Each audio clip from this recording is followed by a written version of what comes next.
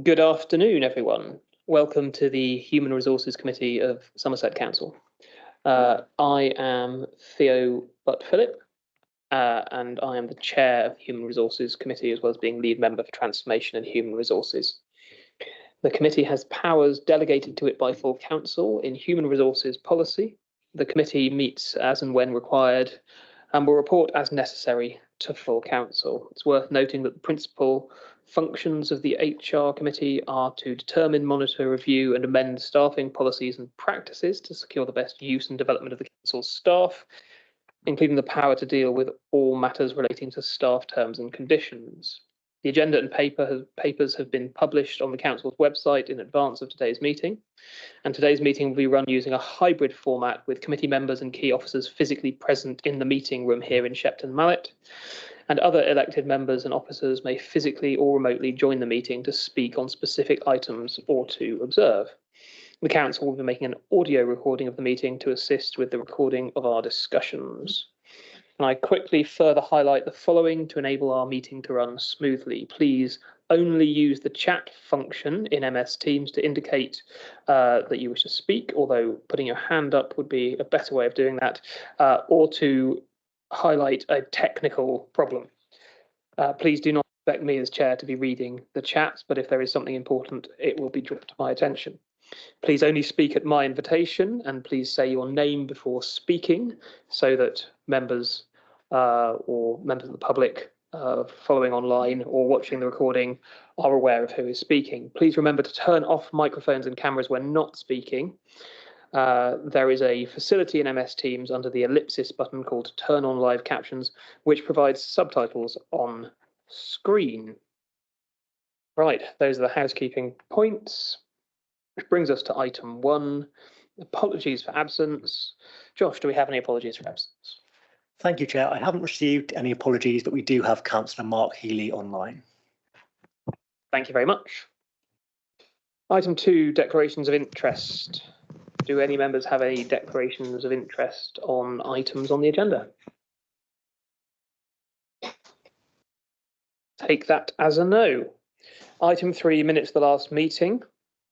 To note the minutes of the last meeting, does anyone have any corrections to the minutes? Yes, Faye. Sorry, Chair. So on page 10, it's item 17. It says that the pay award for the chief executive was unanimously agreed. It wasn't. There were 2 abstentions. That is correct. We will get that corrected. Any other corrections to the minutes? In which case, do I have a proposer for the minutes? Anyone? Councillor Robbins, seconded by Councillor Pearlston. I will just sign those.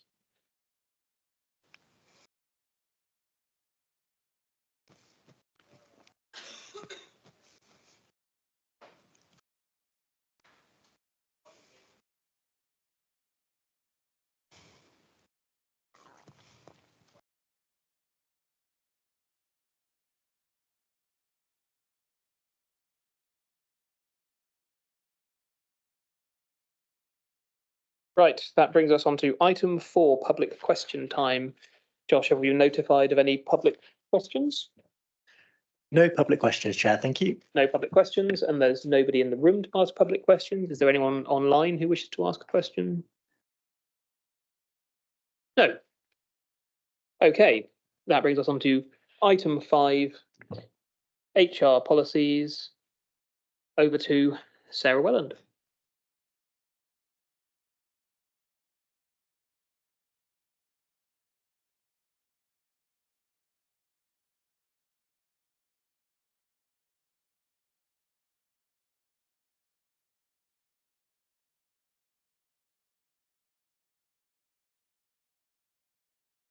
Apologies. Thank you, Chair. So I've got 2 reports to present to you this afternoon. So in the order they are on the agenda. The first is in relation to carers leave, or carers leave policy. This is in response to the Carers Leave Act, which is coming into force on the 6th of April 2024.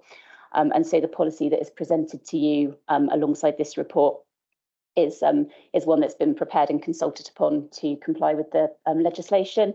And in summary, that is that we offer a week's leave per year to anybody with caring responsibilities. At the moment, that's unpaid in line with, say, within the statutory entitlement. And the policy just sets out the brief process in terms of how you apply for that, how employees apply for that leave, and how managers manage those requests. I can talk about it in more detail, or I didn't know whether it was easiest to open up to any questions or comments or feedback in relation to that. I think if we start off with questions on the carers leave policy, I've got Mandy and then Faye. Thank you very much, Chair. I do welcome the policy, but I just had questions really. My first concern, having been a carer, is it says you must be in the same house. And for me, that could be an issue because you could quite easily have, that's on page, it's in 2.1, page 16. I'm just concerned that they do have to be in the same house living with them, because quite often carers might be in the locality, nearby village, and still have considerable carers duties. So that was my first question. The next one was around the process for requesting carers leave. I would really like for it to have said more about, I suppose, the council's responsibility to its employee there, in that I would expect anybody with caring responsibilities for that to be discussed by a line manager with them, for them to make sure they're managing that okay, and for that offer to be made, as opposed to just the wording says they have to apply. And I just think as a caring council, our staff are important to us, and I would have liked to have seen a bit more responsibility, if you like, for that lie with the council. That's the first question. Thank you. Thank you. Hopefully I can reassure you on both of those points. So in response to the first point, living in the same household is one of the criteria. So they only have to meet one of the criteria, and so it's whether, so sorry, I'll start again. There are three that they need to, and they need to meet one of them. So it could be a spouse, civil partner, child, or parent of the employee, or live in the same household as the employee. That does exclude boarders, employees, lodgers and tenants, or somebody who just reasonably relies on the employee to provide or arrange care. So hopefully that reassures that they don't have to be within the same household. Is that okay? Yeah, thank you. And then in answer to your second point, I think you're right in terms of the policy. It has been at this stage, it has been written very much in order to comply with the statutory requirements. But what we already have in place and have had for a long time is quite a lot of additional support and guidance for managers and staff where there are caring responsibilities. So we have sorry, I'm just going to refer to my notes to make sure I get it right, but we have a carer support arrangement template on the SharePoint site. So there's quite a lot of information available on the HRA to Z. And that's a form that essentially summarises a conversation that an employee and a manager has where an employee has caring responsibilities. The idea of that is that although it's likely to be an informal arrangement that's in place to support that employee, if there's a change of manager, for example, there is a written record of an agreement that is in place to support them. And alongside that, we have our carers network as well for staff. So, and the other thing I would say, I think is important to note with this, that while at the moment this is an unpaid entitlement, as the policy says, and what we always encourage managers to do if an employee asks for unpaid time off for anything, is to encourage them to have that conversation about, well, what other options are there for managing this? So could we come up with some kind of flexible working arrangement? Could we use, there's obviously purchase leave scheme, could we just look at adjusting hours for a temporary period? Could we allow credit or debit hours to bank up more than they might do in ordinary circumstances? So the idea is that unpaid time off is kind of potentially can be, it doesn't have to be because they are entitled to request it, but could be seen as a last resort if we're not able to come up with some other flexible arrangement. But we do generally encourage managers to be as supportive and flexible as they can be to support staff in these situations. Thank you. I just would have liked to have seen some of the essence of that here somewhere, because it is sort of public record, and we're obviously doing a lot more than is probably outlined. And I think it's nice to bring that all into a paper so that you get a full picture. Thank you.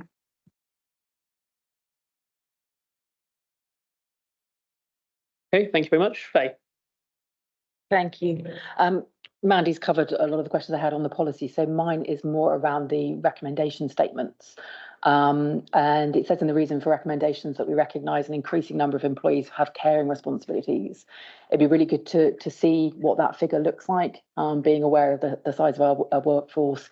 You know, how is it increasing? What kind of scale are we talking about? And then following on from that, the no financial implications because carers leave is unpaid leave. If it's of a scale where we might need to be bringing in interim resource because there are so many people who might need to use this, I'm assuming there might be a cost, because even if we're not paying the person for their role, we're probably paying more if we're bringing in interim cover. So just an idea of that scale and whether it is wholly accurate that there won't be any financial implications. Thank you. Thank you.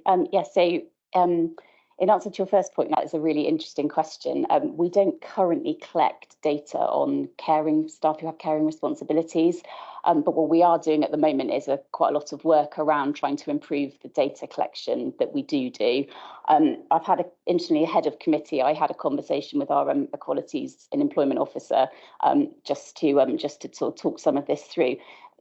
Caring is a particularly difficult one to try and capture because it tends to be fairly fluid, and people may be carers at different points, you know, depending on the circumstances of the person for whom they're providing care.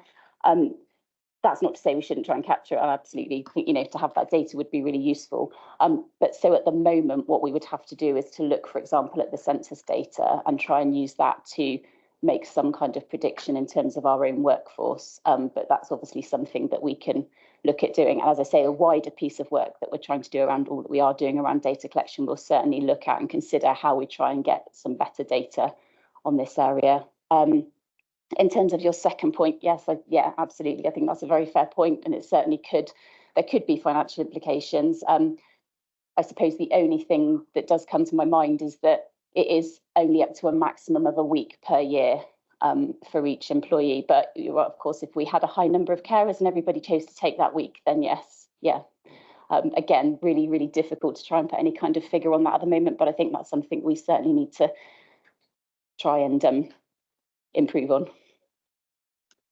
Thank you, and thanks for that. I think, Chair, the wording in the recommendations and the financial implications, we should actually be adjusting to reflect what's been said, because if we don't know it's increasing, then if it does increase or decrease in the future, we don't know what we're working with.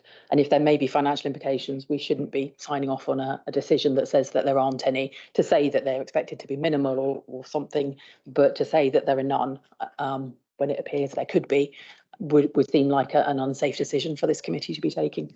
Thanks. Sure, we can amend them slightly to reflect that. Right, Lee.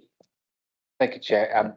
It was really, I wanted to say that I wanted to commend the report. I think it's an excellent report, and the things that it is trying to do is good. And I think it will also provide us with an opportunity. If we use the opportunity of this policy being put in place to start publicising it a little bit more, it might give some confidence to some of our less confident carers that they can actually put their head above the parapet, and that the council is looking up, will support them in that. But it also will add, the more that we can raise the awareness of the support that this council gives to carers, that would obviously help across the board for our young carers, the unknown carers, etc., and build on that. So yeah, I support the report, Chair.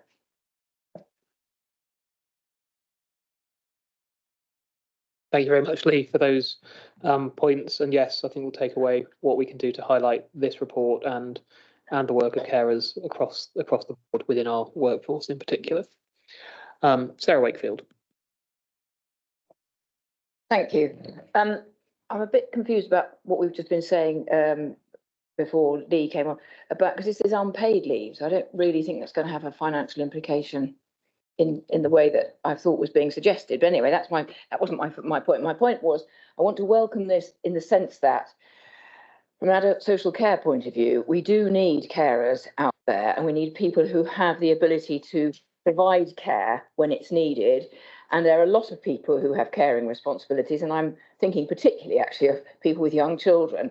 And it's been, as far, if this is, I mean, again, I'll stand corrected if I'm wrong, but when I was working with young children, it was a kind of, can you have a day off because your child's ill or not? You weren't sure whether you were taking leave or not. I was with a very good employer most of my working life, and they didn't make me take it as leave, but other employers do. So I think this gives the opportunity, if you've got a child that's suddenly ill, to say, I need to take the day off without having to use up your holiday, which can be very precious if you have to take holiday during school holidays to look after them because nobody else can. But from the point of view of I think this is an excellent idea, but I'm assuming that the aim of the Act, I think it's following the Carers Leave Act, was so that people could in fact do this without incurring hopefully not the wrath of their employer, but getting into hot water one way or another with taking time off when it's needed. And I think it's very welcome. I don't really see a problem with what I thought was the recommendation, which was simply that we note. I think it's just that we formally approve the policy. I don't think there's a problem with that. It obviously can come back to here for review after some time if we're finding it's not working in the way we hoped. Thank you very much, Sarah. I think Faye's point about the finance was that there were potential for the implications of this policy to have financial implications, even if it doesn't immediately have a direct financial implication, because potentially of the cumulative impact of people taking time off if it was necessary to pay for additional cover. But we can cover that. It's not necessarily going to be a significant financial implication, but there is the potential there. Excellent point about the children. I nearly wasn't here today. Fortunately, I managed to drop the child back at nursery before coming here. I didn't know who was going to chair it if I wasn't here. One of you would have managed, I'm sure. Anyone else on this item? No? Okay. In which case, do we want to vote to approve the carers leave policy? Do we have a proposer for that with an amendment to reflect the financial implications? Proposed by Lee, seconded by Mandy. All those in favour? Anyone against? No, that's passed. And then Con. I note that Councillor Oakes is not voting because he arrived just at the very end. Thank you for joining us. You had given your apologies for lateness, which I forgot to record, so apologies for that. I apologise for that. Okay. So that brings us on to the next policy. Sarah? Sorry, thank you. So the second of my two reports is links back to the work that we were doing actually pre-vesting day. So lots of you will remember that in the months leading up to vesting day, Sarah and I were attending these meetings with you on a monthly basis to present the new policies that we were working through as part of that LGR work stream. And these are the last 4, I think I have, that we'd actually drafted and were in the process of consulting on before we made the decision earlier this year to stand down the non-critical policy work due to the financial emergency and other issues. So these are ones that we would just like to, if possible, bring to you for agreement, or some of them I know are flagged for information only this afternoon, just to kind of draw a line under that policy work that was still outstanding linked to LGR. So apologies, some of this goes back a few months now, and as I say, for one reason or another, we had not progressed them as quickly as we would have liked to, but we'd got to a point where we'd reached agreement with trade union colleagues on them, and so it just seemed appropriate to bring them to HR committee, and that's under the same criteria that we'd agreed for those LGR policies, which was where there was a significant change to the existing, what was the Somerset County Council policy, we were bringing them to you for approval. And if there was no significant change to the Somerset County Council policy, but a change kind of either good or bad for any of the former district councils, we were raising those with you for information. And we've got a mixture on the list today, as you'll see. So probably the most useful document is the summary table. Appendix 1 of that report. And the first policy on there is home working. This one's slightly unusual in that it's not actually a policy that we use an awful lot at all anymore, and that's because obviously the majority of our staff now, if they've got the option for home working, tend to be working in a hybrid or dynamic manner. This policy is aimed purely at people, at staff who have their home as their contractual base. So this policy does not apply to the vast majority of us now working in a hybrid manner. And the reason this one's come to you for approval is because, again, although it's minimal, there is a financial implication, and that is that we've updated the home working allowance that some home working staff are entitled to, and we've just brought it up in line with the current HMRC rate when we did the policy review. So changes to the policy generally are very minor, and they're mostly around just updating references to technology, for example, because this policy hadn't been looked at for a long time and used some out-of-date terms. But the main reason for bringing it to your attention and for requesting approval, as I say, is just to reflect that increase in the monthly home working allowance. The other point to make in terms of that allowance is that it's only payable to staff who have their home as their contractual work base and where we as the employer have instigated that. So that actually takes it down to, at the moment, according to our payroll records, that does only apply to 3 employees across the entire authority. I don't have the individual reasons specifically for those 3 people as to why they have that arrangement, but we do know historically that that's likely to be because either possibly it's somebody who may have had a disability and for whom we've put arrangements in place for home, a reasonable adjustment in place for home to be the work base. It may be to do with the nature of their role. So if they have a large amount of travelling to do over a wide geographical area, it may have made sense. Or the other one may be, for example, if we had a hard to recruit to role and we had somebody who had applied from outside of the local area, for example. So those instances, as you can see, by virtue of the fact that we only have 3 currently, are few and far between. But nonetheless, there is a small financial implication there of which you need to be aware. I don't know if anybody has any questions. Thank you very much, Sarah. Yes, David's got a question. So it's less of a question, it's more of an observation. I found this very confusing, actually, because I understand about 3 people working from home contractually. I understand you've got to pay the HMRC rate, completely support that. But then as you go into the policy, it starts talking about people making a request to work from home. At that point, it then starts confusing people who are volunteering to work from home, as a number of people are, or working from home on a number of days, and those that are contractually. It just seems to me like it needs to be, what's the word? It needs to be completely sifted so that it's just talks about people who are contractually working at home, only 3 people. I know it's small numbers, but then there probably needs to be a sort of voluntary home working policy, which is different and takes out that element. I just found putting the 2 together in one policy just confuses it for me, really, and I think it confuses it for people that were reading it. But I support the principle, I support the recommendation. I just think the policy needs to be split into 2. Apologies, I'm just checking for the wording that I'm just seeing if the just checking that the wording I think is there.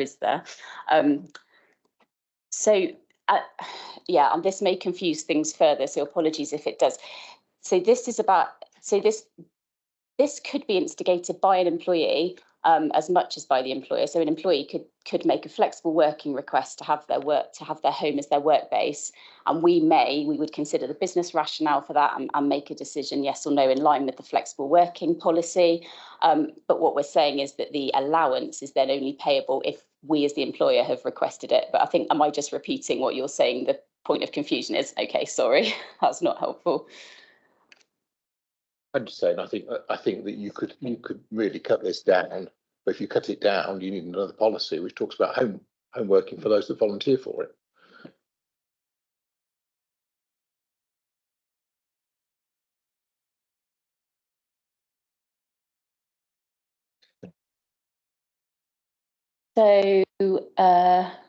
So in 3.2 under the process, it does say requests for home working will depend on whether or not the work can be done effectively from home.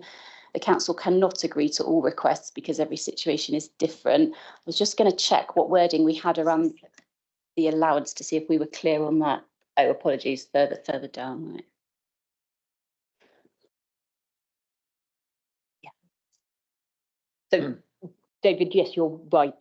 I think what's confused the matter, in my view, is that an individual could, as part of a flexible working request, use this policy to request to work from home. So I think it's probably something that we just need to reflect on to see whether actually a flexible working request would fall under this policy or not, because I think if we remove that element and it sits in the flexible working request policy, not in this policy, then that might solve the position for. I think it'd be a lot clearer, particularly for employees that just go, which one will I apply under? That's my only comment. Sarah. Yeah, just to say, I read it when I read the summary bit, particularly that you really only become a home working person if you do that when you start your contract. You know, that's what is agreed at the time when you start your contract. But if you then subsequently, it says it only applied to those required where an employee successfully requests to become a home worker, the allowance is not payable. So I thought there's any sort of flexible working or anything other than that dynamic or whatever you call it. They didn't get that. So it's only, I got the impression it was just at the beginning when you took somebody on and they said, right, I need to work from home. I think we've got somebody who lives in Scotland. Presumably they are meant to work from home most of the time. You know, I took it that way, that it is basically at the time you start your contract. And if you then subsequently change in any way, you go under the other policies. But again, I think I agree with David, that needs to be made clear if that's the intention. I mean, I'm happy to take this one away and just review that wording just to make sure that it's absolutely clear if that's the most helpful way forward. I think that might be beneficial, but Emily, you've got your hand up. I'm looking at the last section where an employee successfully requests the allowance is not payable. Should we have an employee under contract, full-time working, say, and for whatever reason, they become disabled and travelling to and from the office becomes untenable, but their work could continue? It's, you know, a long shot, and I wouldn't want to wish it on anyone. Surely, contractually, that can be adjusted, and then they could be paid the home working, which is exclusionary within this particular policy as written. Yeah, so you're right, we haven't got a specific reference to it. So again, that's something else we can take away to look at, but that is absolutely one of the circumstances in which we would potentially pay the allowance if that was considered a reasonable adjustment for somebody. Yes. Yeah. Okay. I'm not going to go down the same thing on this policy. I think we do need to take it away and play around with it again. But what I'd be interested to see actually alongside it is our hybrid working policy, because there's a lot of really good stuff in here around health and safety and equipment that people might need and all those other things that presumably there is a policy somewhere out there as to what people can gain. And I know we have facilities set up in people's homes for chairs and that the like. It strikes me we should have two policies sitting side by side in front of us, one for those choosing to and how we have a policy for their safety in the same way we would for if they were a lone worker or anything else. And then this one that is the contractual side and something really clear, like Emily says, that shows how somebody can contractually move into another one, because presumably if we've got a great worker who can no longer be an in-office worker, we're not going to let them go under whatever process that is and then employ somebody else at the detriment to the organisation and the individual. So I think it'd be good to see these come back with the policies that relate to one another so we can all get our heads around it. Yes, Mandy. Thank you. Firstly, just to look at the sort of top of the paper on page 19, I think we've got the past, the present and the yet to be on the dates there. So we've got that legal saw it on the 1st of Jan 23 and that Dawn saw it on the 22nd to the 12th 24. So there's a lot obviously of foresight there sort of going on. So I think we need to, it's just one of those things, but we need our dates correct. So one's back a year and one's forward almost a year. Just for accuracy, so perhaps those could be looked at. Just the questions regarding the policy. I was reading through it and there are some references like to the new council on the 1st of April 2023. And I think there just needs a bit of a read through because I think some of it's perhaps cut and paste from quite some time ago. So I think there's a little bit of word changing and tweaking that needs to do throughout the paper. Questions regarding home working. First one, do we have any staff working outside of the UK? I was told recently that we do, so I'd be interested to know, because it said here we don't. And my next question is around, it says in the paper they should have regular work updates supervision. I'm really worried about the word should. I think they must have regular updates. And for me, it's as regular as possible, really, because I think for staff that are working at home on their own, it's really challenging to make sure about their sort of mental health, that they're okay. And the only way you can do that often is by having that regular supervision. So I think the should be a must have regular supervision. And I know it's only a word, but I would not like to think we've got any staff out there that are not getting that supervision because they're away from the workplace. Thank you. Thank you. Yeah, again, we'll pick that point up in the review. That's okay, and we'll look at everything within. We are not aware of any staff that are working abroad, so again, we would need to take that outside of the meeting to. We know we have sometimes there are temporary arrangements that are made, but certainly not anybody who's doing that on a permanent basis, to the best of our knowledge. Sorry, wants to add anything? Well, if there are, then we're not aware of them, and there are huge issues from a HMRC, from an ICT perspective. So even those where we've had some temporary arrangements are inordinately difficult for the individual to actually be able to be set up in that way. So I don't believe we have anybody who is a permanent home worker who is based abroad. I can go back and robustly respond to that then. Thank you very much. Okay, well, I think we've agreed we're going to take that policy away, do a bit more work on it, particularly so it's clear to members how it relates to the dynamic working policy and the other policies, make sure there's consistency across the board on that and pick up some of those other points that have been made as well. Okay, what's the next policy, Sarah? So the next policy is volunteering. So just in summary, to introduce this one, we've proposed to maintain the former Somerset County Council policy, which was 2 days paid leave for volunteering purposes for per year pro rata as a standard, and then with the option for employees to request an additional 3 days pro rata to make up to a week if they would like to. And you'll just see from the summary table that that's actually an enhancement for all but what was Mendip District Council, who offered 3 days as standard, although the data showed that they didn't have a particularly significant take up of that.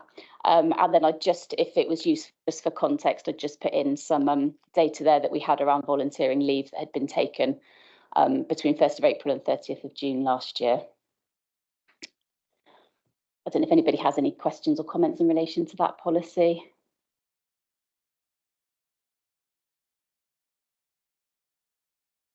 I missed it. I thought reservists came next. Yeah, reservists is next in my pack, but we can. I do apologize. No, do you want me to? Sorry, I've got it the wrong way around in my table. Then that's clearly my fault. Do you want me to? I'm happy to take volunteering as you start on volunteering. I'm happy to take volunteering and then come on to reservists after that. Does anyone have any questions on the volunteering policy? Yes, Faye.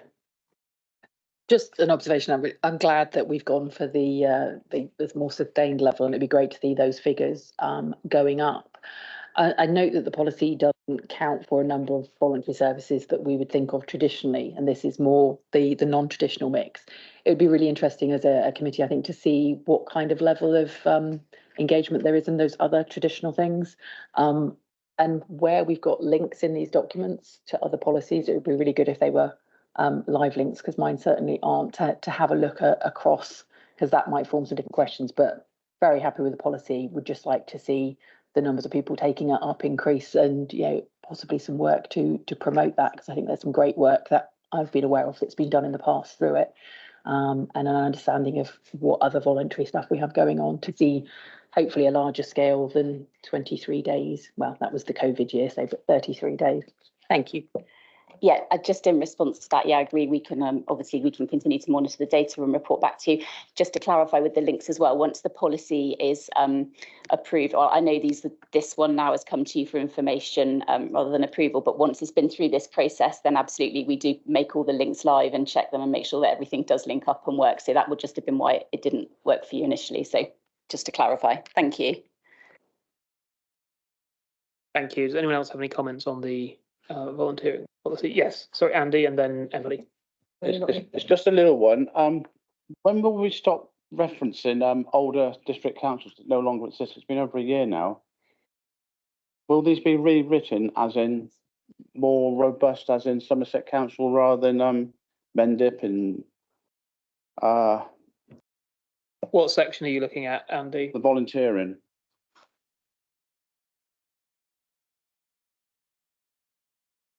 Will eventually we start lighting out Coach Ward, South Somerset? I'm struggling to see where which bit you're referencing. I'm on page 23, 24, volunteering. Are you, apologies, yeah, are you on the summary table? Yes, that document you're looking at. So the only reason they're referenced is there, and again, apologies, bear in mind this was this is work that we were doing originally through the LGR work stream. So at that point, it was quite important for us to try and highlight where there were changes and differences depending on where staff had come from, because that was quite key in terms of the consultation around the new policies. You're absolutely right. The policy itself refers to Somerset Council. It doesn't refer to the districts. But what I've just tried to do in that summary table is just in an effort to just to demonstrate to the committee where the changes were and what previous practices were in place. And I know you're right, it feels like we shouldn't be doing that now because it was 12 months ago, and it's just where these policies have been stuck in the system for a while, so they've just been later coming to you. But the policy itself is Somerset Council. Yeah, I think once we've gone through the process of changing everything over to Somerset Council policies, then we won't need to refer back to previous district councils. But whilst we're still in the process of doing it, we've still got to compare them to previous district stuff. Okay, Emily. No. Oh, thank you. Right, anyone else on the volunteering policy? If not, this is for us to note rather than vote on, so we don't need to vote on it. And we'll go back to the intrinsically linked reservist policy. Yeah, apologies for getting those two the wrong way around. So yes, in terms of the reservist policy, you'll see that we have proposed that we maintain what was the former Somerset County Council entitlement, and that had the most favourable entitlement in terms of paid leave that was given for this. And also as an authority, as we have our desire obviously to work towards the Gold Armed Forces Covenant status, then that certainly those 2 weeks of paid leave to attend the summer camps is certainly one of the requirements of that. But so I know there's quite a lot of detail and information in that policy, so I'm happy to take any questions on that. Thank you very much, Sarah. Any questions on this? Yes, Mandy. Yeah, just a question on reservists. My dad did this for many, many years. It's just a question regarding the 10 days pay, because when my dad used to do it, and it might have changed, he was actually paid quite a lot to go away for being a reservist. So he's saying they get paid by the council, because he used to have to take holiday to do it, and then they get paid for being a reservist as well. It's just so I'm clear on that, because that's what the implication seems to be.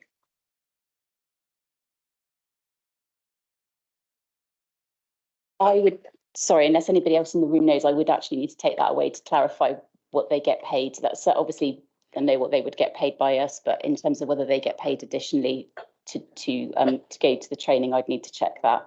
Sorry, I don't know the answer. Thank you. It's just that comfortableness with paying sort of twice over effectively. If we could just check that, I think it'd be helpful to know. My instinct would be that it's no longer paid, and that's why the employer is choosing to pay it. But I say that's my instinct as opposed to knowing, so I'd certainly want to just confirm that. And that is what Somerset County Council always did previously. So, but yes, if you could leave that with me, I'll check for you.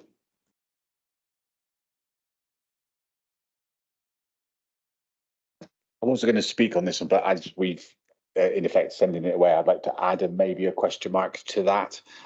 Within Somerset, we have a lot of on-call firefighters, and there is a requirement these days that people that volunteer, put themselves forward to be on-call firefighters, have to take quite a fair bit of time to go to training. And I would suggest that we may want to look or I'm happy to have a conversation outside of this meeting, but to maybe consider adding something in relation to that.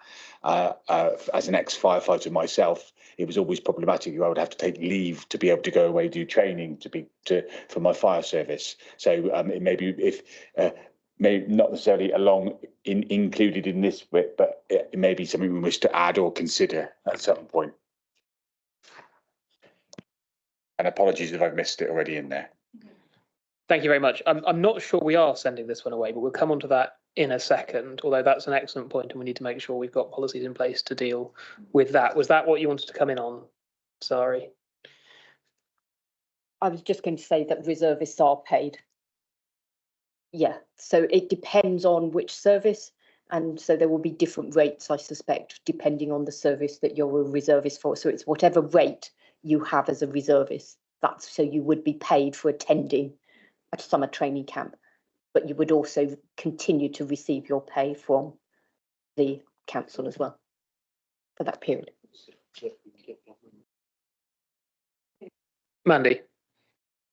I could just pick up Lee's point. I think we need to perhaps look at broadening it out, because we've got things like Coast Guard that need training. We've got things like those that go out in the lifeboats that need training. So I just wonder whether this whole policy could be broadened out, or whether we just want to keep it with reservists. I suppose that's the question to pose, isn't it? It's whether we treat all equally where they need training for those sort of voluntary roles that they undertake. Yes, Sarah. Yes, so certainly retained firefighters are covered in the catchily titled requests for time off policy. So that is a policy that hasn't been brought to you yet, and that covers a whole range of different scenarios, and it certainly it does capture retained firefighters. Some of the ones you've listed aren't covered in there, so it may be that when we review that policy, we need to have a conversation about what it is and isn't appropriate, what you consider is and isn't appropriate to be included within the scope of that policy. Just to be helpful then, I think if you've got a policy that might link to it, it's always useful to have a line in this policy say we've also got this, this and this, so people know, because they do sort of interlink, don't they? Yeah, so following on from your point, then what we could do is make sure that the if we are happy to run with the reservist policy, that we make sure there's a line in there that says for requests for time off for other public duty services, etc., and then we can refer them to this policy. But I say this is one that we have done some work on, but it covers such a range of reasons why staff may need time off, paid or unpaid, to fulfil other duties, that it's one that we've started on but didn't get completed before that decision was made to stand this area of work down temporarily. So it's one we do need to come back to.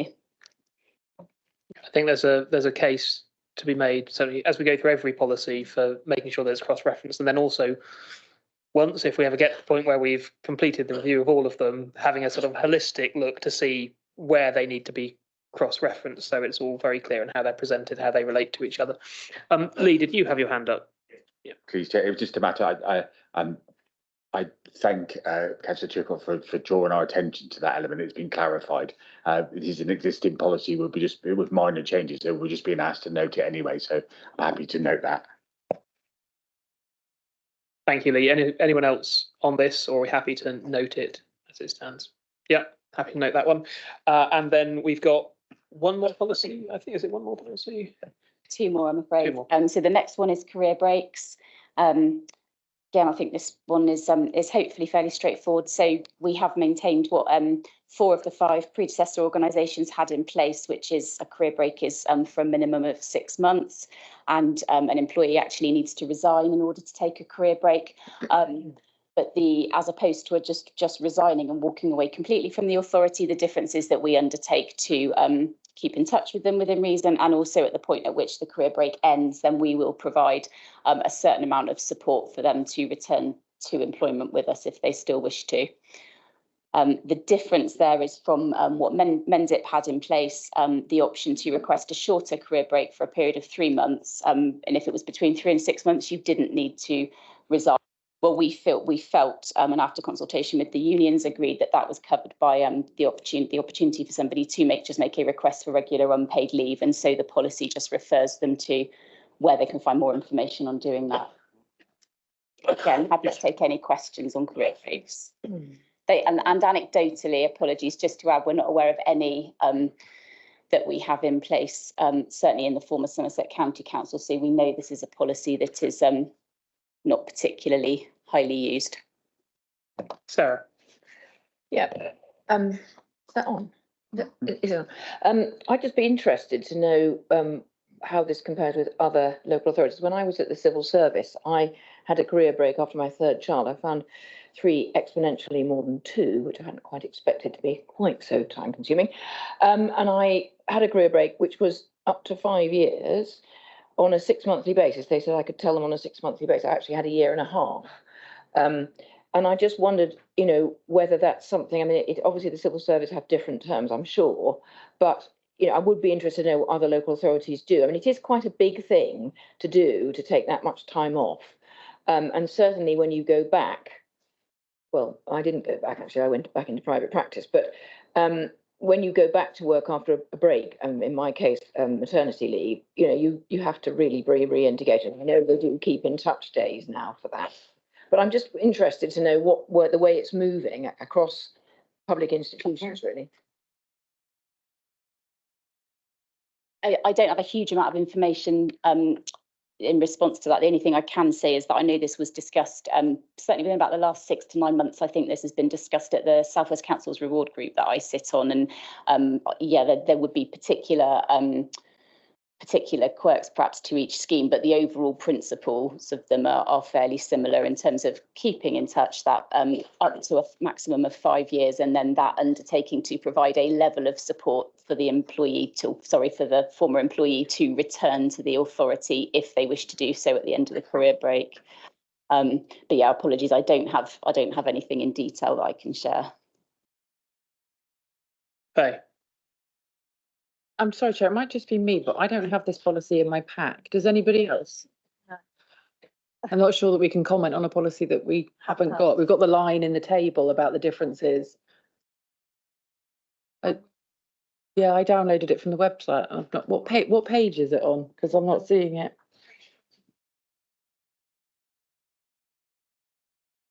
Yeah.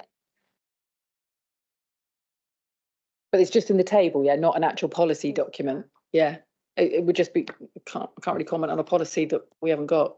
Okay, can we bring that one back next time? I think members have. Yeah, apologies, I'm not sure why it wasn't circulated. I thought it had been sent over, so apologies if that was on me. Okay. No, you're right, I can see it's not in the list of appendices that's been circulated, so yeah, apologies, I thought it had been sent over, so I don't quite know what's happened there, but yes, that could come back to the next meeting. Okay, so we'll do that, and that takes us to the relocation policy. Yeah, so just by way of just brief introduction, then we've just proposed to level up. This is obviously at the discretion of the employing service to offer a relocation allowance to staff at the point of recruitment if they so wish, which obviously can help with recruiting to difficult to fill posts. And we've just proposed that we go up to the maximum of £8,000, which was the maximum amount that was offered by some of the predecessor organisations. Again, this one is just flagged to make you aware that that's an enhancement from what a couple of the former district councils had offered previously. And again, happy to take any questions. Faye. Thanks. I understand the fact that we need to pay relocation sometimes to attract people. My question would be on how this sits with peer authorities. It's great that we've got if you leave within 2 years, you have to pay back on an incremental basis. Does that match what others are doing in terms of the costs that we're allowing and the things that we're allowing? Is that standard within the public sector, or, you know, are we particularly special in it? Because I think a comparison with other councils or public sector would be really helpful to understand whether there are any things in here that might be red flags. Yeah, so it was something that I think 4, if not 5, of the predecessor organisations all offered, but certainly in terms of what is offered, and that certainly there are other authorities that are offering relocation packages. I would need to go away and gather details what they're currently offering, and it's something that can change quite frequently depending on, and it might be targeted towards recruitment of certain hard to fill posts, for example. So I would, again, I'd need to gather more information for you on that one. Thanks, Chair. It'd just be good to benchmark. I think with anything like this, we do it with salaries and things. So it'd just be good to benchmark what's perceptually a benefit to employment to make sure we're using taxpayers' money effectively. Okay, Mandy. My question is who and when? Presumably this won't be offered to everybody. Is it just that some job adverts will include it and some won't? I couldn't just get a sense of who gets offered it and when and why. It's often used for the hard to fill posts, but there isn't a set, there's not a guiding principle if that's what you're looking for in terms of the policy. It doesn't say in these circumstances or for these posts. It is at the director's discretion to a degree in terms of whether they offer such an allowance. And it is often, as I said, around the real hard to fill, or where there is a specialist skill, or where you're trying to attract somebody in order to move to fill a senior role. So it could be quite a substantial sum if you've added all the bits together. I suppose my question is, I was just interested in whether some areas of the council actually do more of it than others, and whether there was a parity in what the feel for that, because I couldn't get any sense of that. And my question is, again, presumably that would form part of the job advert itself, so people would know when applying whether they would qualify or not. I think Dawn wants to come in. Thank you, Chair. For those of you, as I haven't spoken yet, I'm Dawn Bettridge. I'm the Interim Service Director for Workforce. Just wanted to come in on this one because I've worked in a number of local authorities around the country, and this is a very standard policy that you'd see in all other local authorities that have to compete to bring people into the county when you need someone. We probably don't use it as much since COVID because of now our dynamic working strategy and the ability for people to work from home, is that most people choose not to relocate. And actually what they're looking for from a good employer is the ability to work hybrid. So their first question when they apply will be, how many days a week will I need to come into the office or onto the patch, really? So I think this is very much about tidying up the policies that we've had.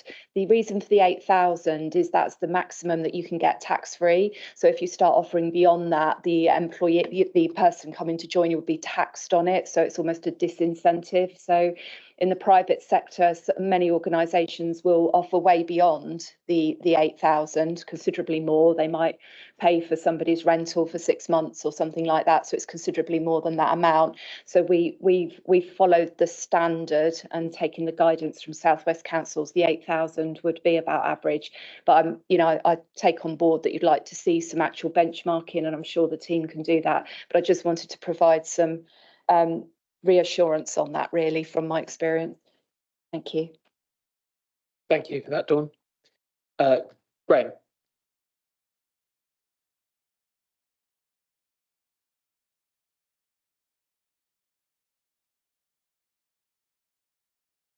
Hopefully that worked. Yes.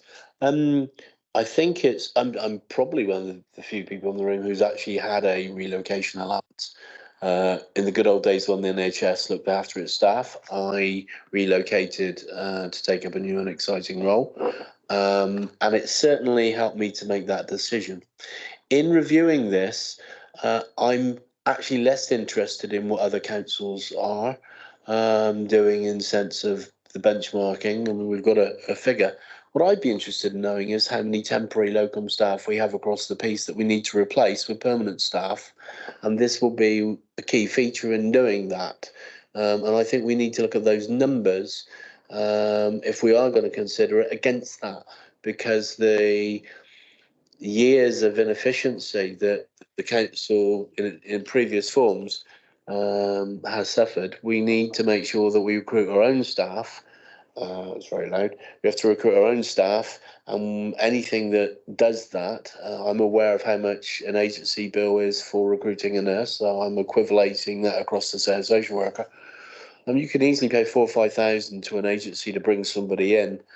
If that 8,000 is going to help recruit people, it's money really well spent. And I think keeping an eye on the public purse is important, and we need to spend more on our own staff than we do on locums. Thank you. It's almost as if we're moving on to item 6 already, but we will cover that in a minute. But I mean, it's a good point about the balance of the benefits of what we have to pay for and what that can save us. But I will just make the point that it is a maximum of 8,000 rather than being an 8,000 blanket amount. Right, David. I think I'm probably one of the only people in the room then, Graham, that's had it twice. Oh, no. Oh, have you had it twice? But the 8,000 I think has been there for at least 20 years, because last time I was relocated it was this amount, and that was 20 years ago. So and 8,000 actually, when you move in house, doesn't go very far at all. So you can see why people have had to pay over the top. For me, I support the policy. You have to pay the relocation. My question is, picking up Graham's point, how do we attract better people to come to us? And is there a need at some point to have a debate about a discretionary relocation amount as well on top of, which we perhaps just need to debate separately? But yeah, I support it as it is. And I did have a long debate once about whether turf in the garden was the same as carpeting the house. Which ultimately HMRC agreed to. I really don't know how to respond to that, so I won't. Lee. Just in an effort to try and move forward, Chair, and I've never been in a position to be able to qualify for a relocation allowance, so I'm on the outside. However, I acknowledge the fact that this is a policy to note minor changes, etc., and I'm happy to propose that we note it. Thank you very much. We don't have to have a vote, but I'll take the proposal as a suggestion that we've discussed this enough, and we're happy to note it. Unless anyone's not happy to note it, everyone seems fairly happy. I would to note like a debate at some point about whether we should be looking at an additional discretionary relocation allowance to attract better staff or more staff. We'll take that on board for future consideration. Okay, that concludes this item, I think. Thank you very much, Sarah. That brings us, as has been sort of trailed already by Councillor Oakes, to item 6, an update on staff matters. And I'm going to ask Helen Thomas to give an update on agency and locum staff vacancies. Oh, no, it's not Helen. So it's Dawn, not Helen. Today you can call me Helen Thomas. So apologies from Helen. I've said that I'll cover Helen for her couple of items this afternoon. So there are 3 updates next on the agenda, and I'll go through them fairly quickly, but I'm sure you've got lots of questions around them. The first is on agency, the second is on vacancies, and the third, which probably gives you quite a lot of interesting information, is the broader workforce update. So I'll take each one in turn and take questions rather than canter through the whole thing. So in terms of agency staff update, this was a request from that a bit closer. This was a request from the committee last quarter to come back with some further information about what we're spending on agency, and this gives you a little bit of a high level overview. There's a little bit of narrative as well that just sort of says that we've been putting recruitment controls in place in the last 4 to 5 months, and in that time we can confirm that we have reduced both our permanent, our direct employed workforce and our agency workforce. So where we're looking at actively working to reduce the impact on redundancies in the council, it's really important that we are tracking that downward spend in both agency and direct employment. So since the Establishment and Recruitment Control Board was set up, you'll see there that there is a clear reduction there in starters and leavers per month on page 55 of your pack. And then if I move to page 66, this talks about Matrix. Matrix is our managed service provider for agency workers in Somerset Council. So they're a neutral managed sort of vendor. So all of our agency workers are coordinated, so we get one invoice a month through Matrix rather than having to go out to hundreds of different agencies. So they have a framework that we have a negotiated price with, where we can access agency staff for Somerset Council. So it's a very efficient and centrally managed way of bringing in agency workers. You'll see there that the spend at the time of writing this report was about 11.6 million year to date. We are spending on average just over £1 million a month on agency staff. And it's important to say that this isn't the full picture. So this is the picture that is reported from Matrix. There will be a number of other agency staff where the agency refuses to go onto the Matrix framework, and we will procure them through other local government frameworks like ESPO or LGRP, for example. And so this gives us, my team are now doing an intensive piece of work with finance, which we started about 3 months ago, to be able to bring you an update and to be able to track exactly what we're spending on all agency plus interims plus consultants across the organisation. So we have a full picture. And as part of the council's cost savings plan, we're working really actively to bring that cost back down. So this gives you a little bit of a summary. There's a few charts in the pack that sort of shows you the spend. I would say that we were looking at hitting at about 14 million by the end of 23-24 on agency spend, to give you some idea. I think at the time of writing this report, when we look back 12 months, it was just, as I say, it was about 11.5 million. So there is plenty of scope there for us to reduce our agency spend. And clearly the reason that we're having agency spend is linked with the vacancies, which I'll cover next. So agency are being used where we have vacancies in the organisation that we've been unable to fill, or where we have a short-term piece of work or requirement for a higher level of expertise, capability or capacity that we've been unable to, or it's not appropriate to, or it's just not economical to take them onto our direct workforce. So just to give you some idea of the numbers, on page 58, you'll see there in February of this year, we had 192 agency workers contracted through Matrix. If we compare that to just a few months ago, where we were up sort of around 258, 241, when we put the spend controls in place to start challenging the use of agency and looking at how we could move our internal talent around internally rather than automatically go external. So how we've started bringing those numbers down. As we go forward for the next 12 months, there will be a very concerted focus on our agency spend, and I would be wanting to bring that spend down in the region of 5 million a year. So this is a big area where I believe we can be more efficient, reduce spend. I should never give a number. Alan always tells me never give a number because you'll get hold to that number. But I genuinely think, having done this exercise in numerous other large unitaries and county councils, that we can bring that spend down through really good workforce planning and managing our establishment really, really tightly. The controls we've put in place is a starting point for that. And I think what we'll continue to see in the next 12 months is a downward trend in agency. I think it's important to say, though, is that having a flexible workforce is just really important for us. There will always be a time and a place and a need for agency workers. So we're not saying that agency is bad and direct employment is good. There are many occasions where actually having the flexibility to bring people in on shorter arrangements is really important. What isn't healthy is when we just get a reliance on agency and those arrangements go very, very long term. And they're the ones that we're obviously looking into and to see how we can either convert agency onto our payroll, where that is possible, or other sort of workforce planning solutions. Just to make a link to the last segment as well, around allowances, where we're unable to offer what we call market right allowances in Somerset Council, because we know that we've got quite historic issues with our pay and grading system.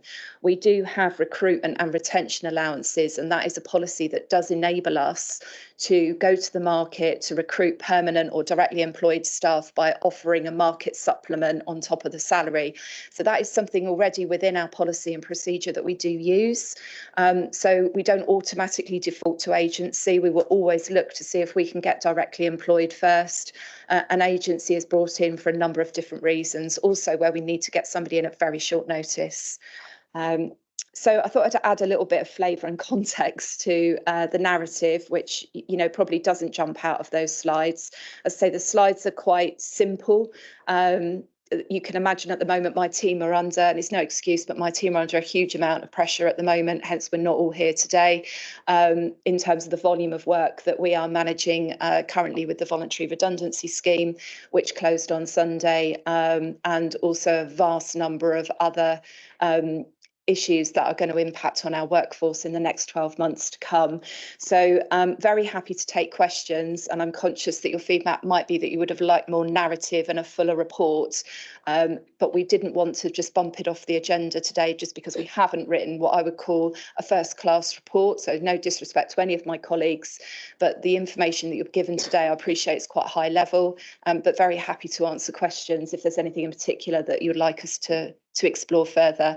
And the final thing I would say is if there is ever an opportunity where you would like to have an informal workshop as a committee outside of the formal committees, if there are any particular areas that you would like to sort of maybe discuss with us in more of a closed session, we would also be very happy and welcome that opportunity to show you and talk to you about some of the things that we are doing that we might not get time to discuss in a committee setting. So I thought I would offer that, even though I said we're really busy. It is something that, you know, we would welcome if that would help. Thank you very much, Dawn. I think that might be something the committee will want to take you up on, but over to Mandy. Firstly, thank you for not bringing all your staff. We're an organisation that's really busy. I feel very strongly you should have the minimum number of staff that are at meetings that can answer the bulk of the questions. And I think everybody in the room will appreciate that now and again there will need to be a written response. So thank you for that, really. I think it's insightful and we should see it across all our committees.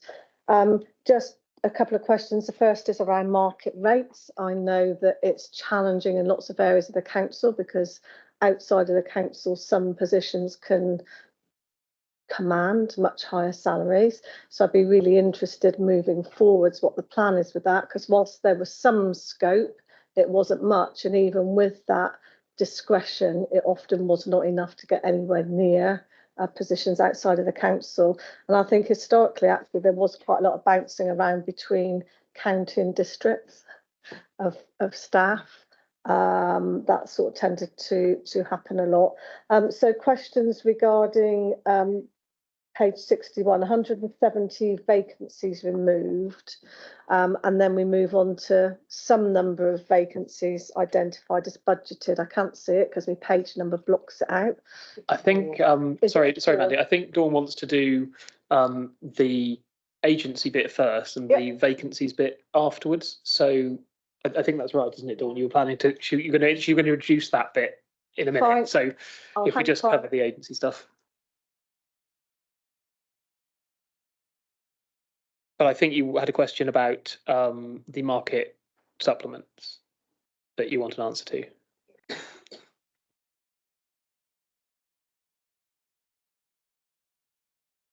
So yeah, we know from the voluntary redundancy scheme, actually there were around 16 different categories of jobs that we excluded from the voluntary redundancy scheme because we know it's really, really difficult for us to recruit and retain staff in those areas.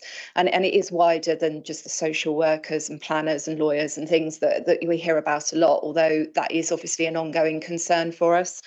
So in terms of being market right, the different things that we're doing at the moment, we've been doing a total review of our job evaluation scheme to look at how we can improve how we manage the current system, because JE is JE and it's points against prizes. The things that we can't fix short term is the pay and grading structure. Now, we know we've inherited the former county council's pay and grading structure, and when you bring all the different types of services together and 5 organisations into one, and all the TUPE considerations that come in with protecting people's terms, conditions and rates of pay, that obviously the longer that goes on, it does create issues internally, as I'm sure you'd be appreciative of. So in terms of how we're addressing market rates, there's different things that we are targeting in different areas. So in planning, for example, we've done a 6-week case study, quite an intensive piece of work where we've produced like a workforce plan or workforce strategy for planning, looking at all of the issues about why is it difficult to recruit, but why is it also difficult to retain? Because that's the other side of it. If we keep recruiting, but people keep leaving, there's other issues other than our market rates. So we're also really looking to understand, you know, if we are attracting people in, why aren't we keeping them? And it's usually much more than money. So we're trying to get underneath some of the root causes of why we have problems in some of our areas. And I think some of it as well is, you know, there is a lack of investment at the moment in leadership and management development. There's a lot of pressure on our managers across the business. So it's very difficult for them, I think, to have the time to invest in training and developing and bringing on their people. So people might come in, not feel supported and jump ship if there's a better offer. So there's lots of different things that we need to look at in the round. So the workforce plan in planning will hopefully help. We are talking to a lot of longer term locums, agency workers, around can we convert them into permanent staff. So that's other conversations that are going on. We are also talking to service directors about appropriate use of recruitment and retention allowances. So if somebody's saying, well, I've got an interview for another job and they're brilliant and we don't want to lose them and we know it's going to cost a lot more to recruit to replace them, then we will have that conversation with them about a targeted retention allowance. If we're going to go out to the market, we've relaxed our policy a little bit, whereas before we would say you have to advertise in the market before we'll allow your business case for a recruitment allowance, which is like a market factor supplement. We've relaxed that policy a little bit this year, where we know absolutely it's a waste of candidates' time to just test the market and then no one apply, and then a month later we agree the allowance. So we've been quite agile in flexing our policy where there is still a strong business case to support a recruitment allowance to fill jobs. So there's lots of different ways that we're looking at it, and it's maybe there's not one solution for any one area. Longer term, the solution will be to have a new pay and grading structure for Somerset Council. That is going to significantly help us. We need to be a smaller, you know, we've heard the mantra, the smaller, the leaner council that is going to have to do less with less, but will employ inevitably less people. So if we're a smaller organisation, what we do need is a market right pay and grading structure where we might employ less people, but they're going to be paid a really good rate of pay that enables us to be market competitive, attract people, and hopefully that's not a reason why we would not retain people as well.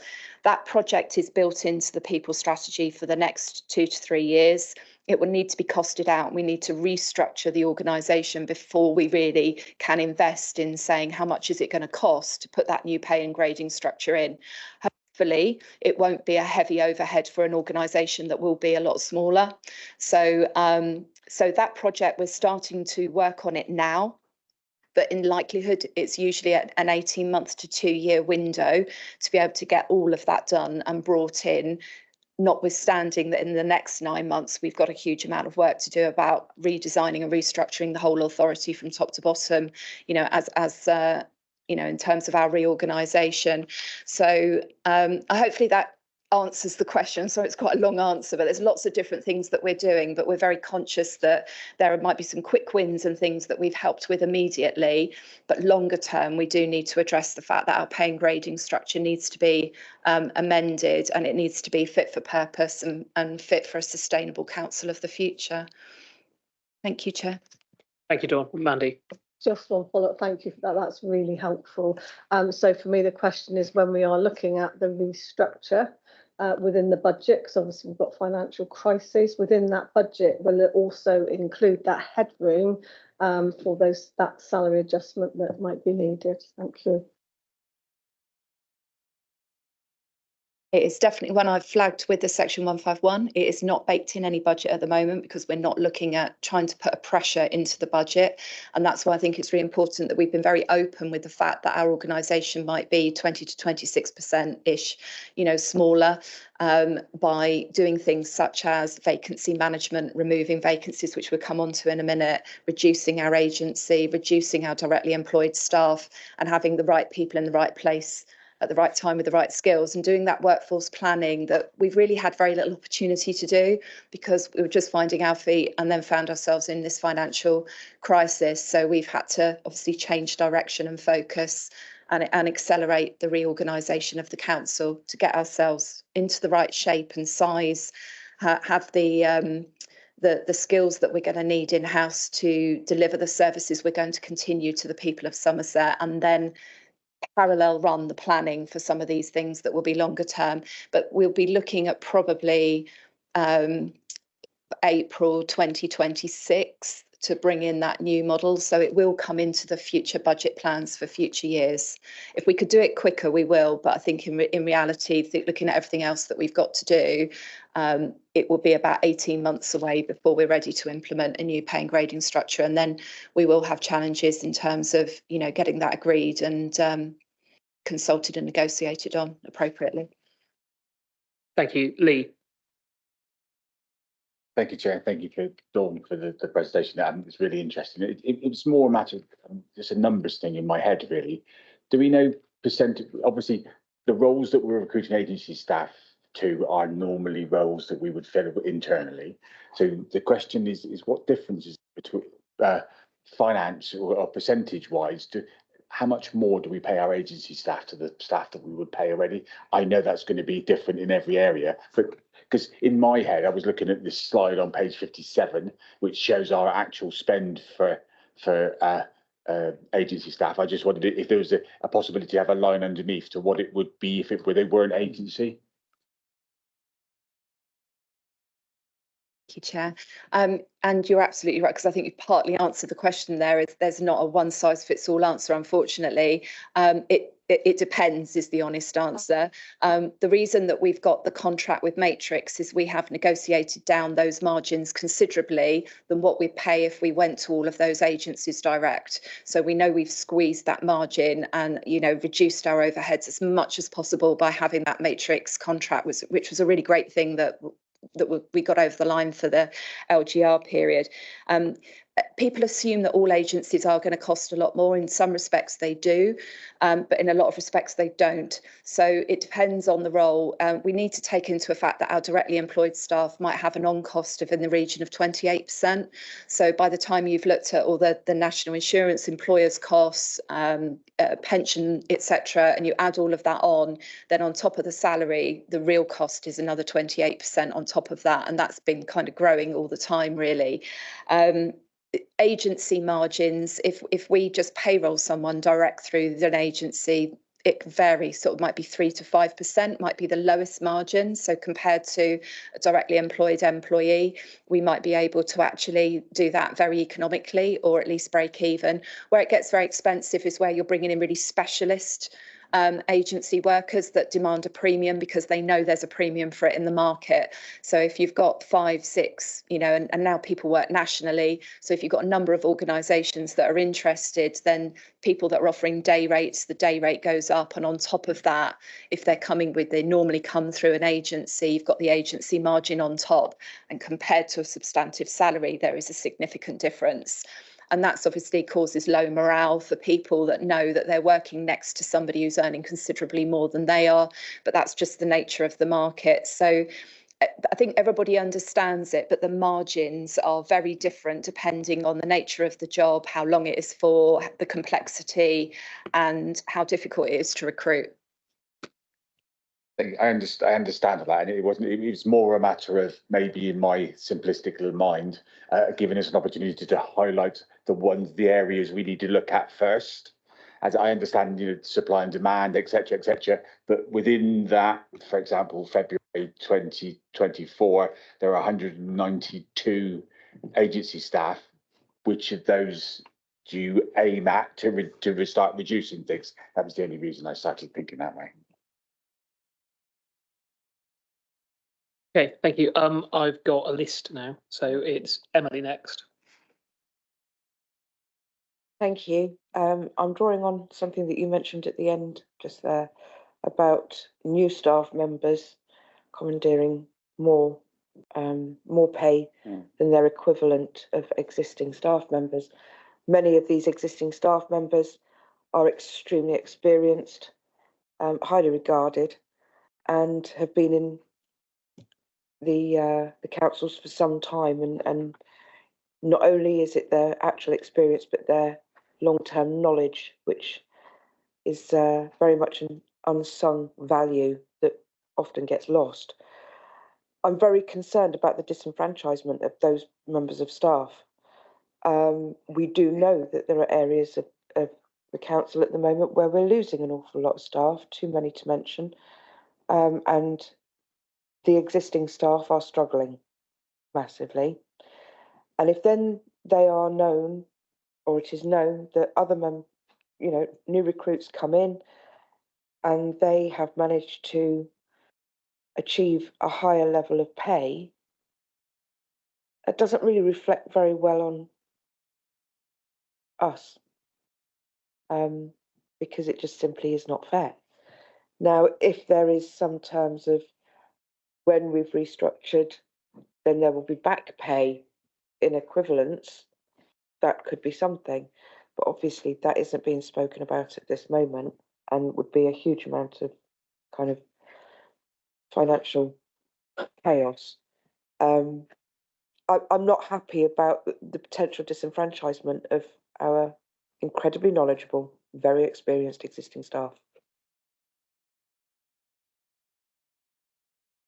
Thank you, Councillor. I'll just, first of all, yes, I absolutely acknowledge the fact that we do have morale problems in various parts of the organisation. And a big reason for that is totally out of our control because of part of LGR, 5 organisations into one, everybody by law is on protected terms conditions. So naturally, there will be people earning different salaries across Somerset Council at the moment, and there's very little we can do about that at the moment. Clearly it is something that we're keeping under review, and we have to have a long-term strategy, but it's just protected by law.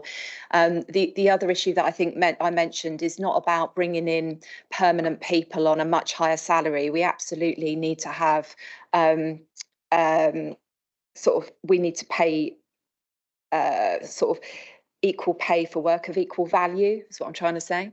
So the job evaluation scheme that we have just rates the scheme. So we're not paying people because of their skills or abilities per se.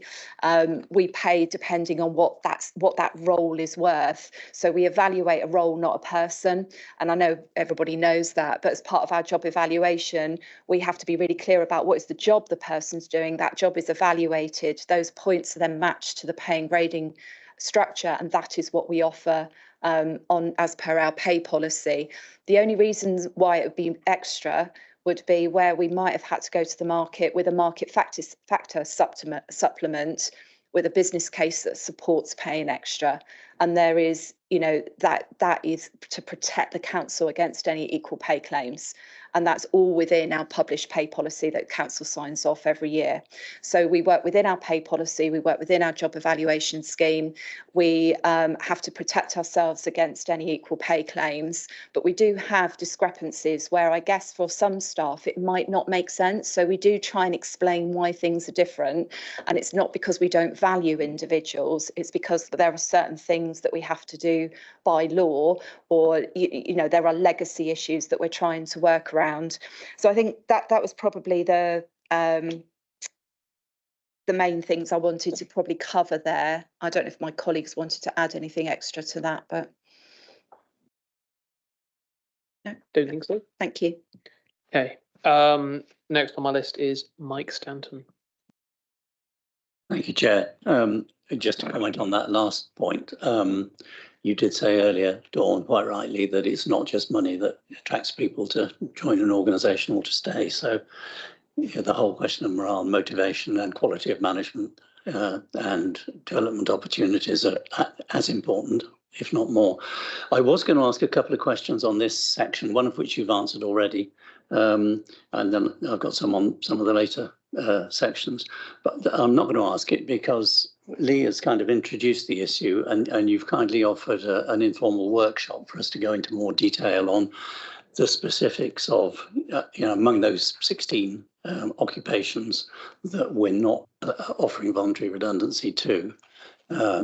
Planning we see because it's very visible to councillors, but a much better understanding in a different kind of meeting of what you're grappling with would be very useful. But that said, I have to say I'm greatly reassured by everything you've said so far in your introduction and in the responses to questions. I mean, what comes across is a thoroughly professional and informed approach to managing this very difficult workforce situation post-merger. So, but I will ask one or two questions on the later bits when we get to them.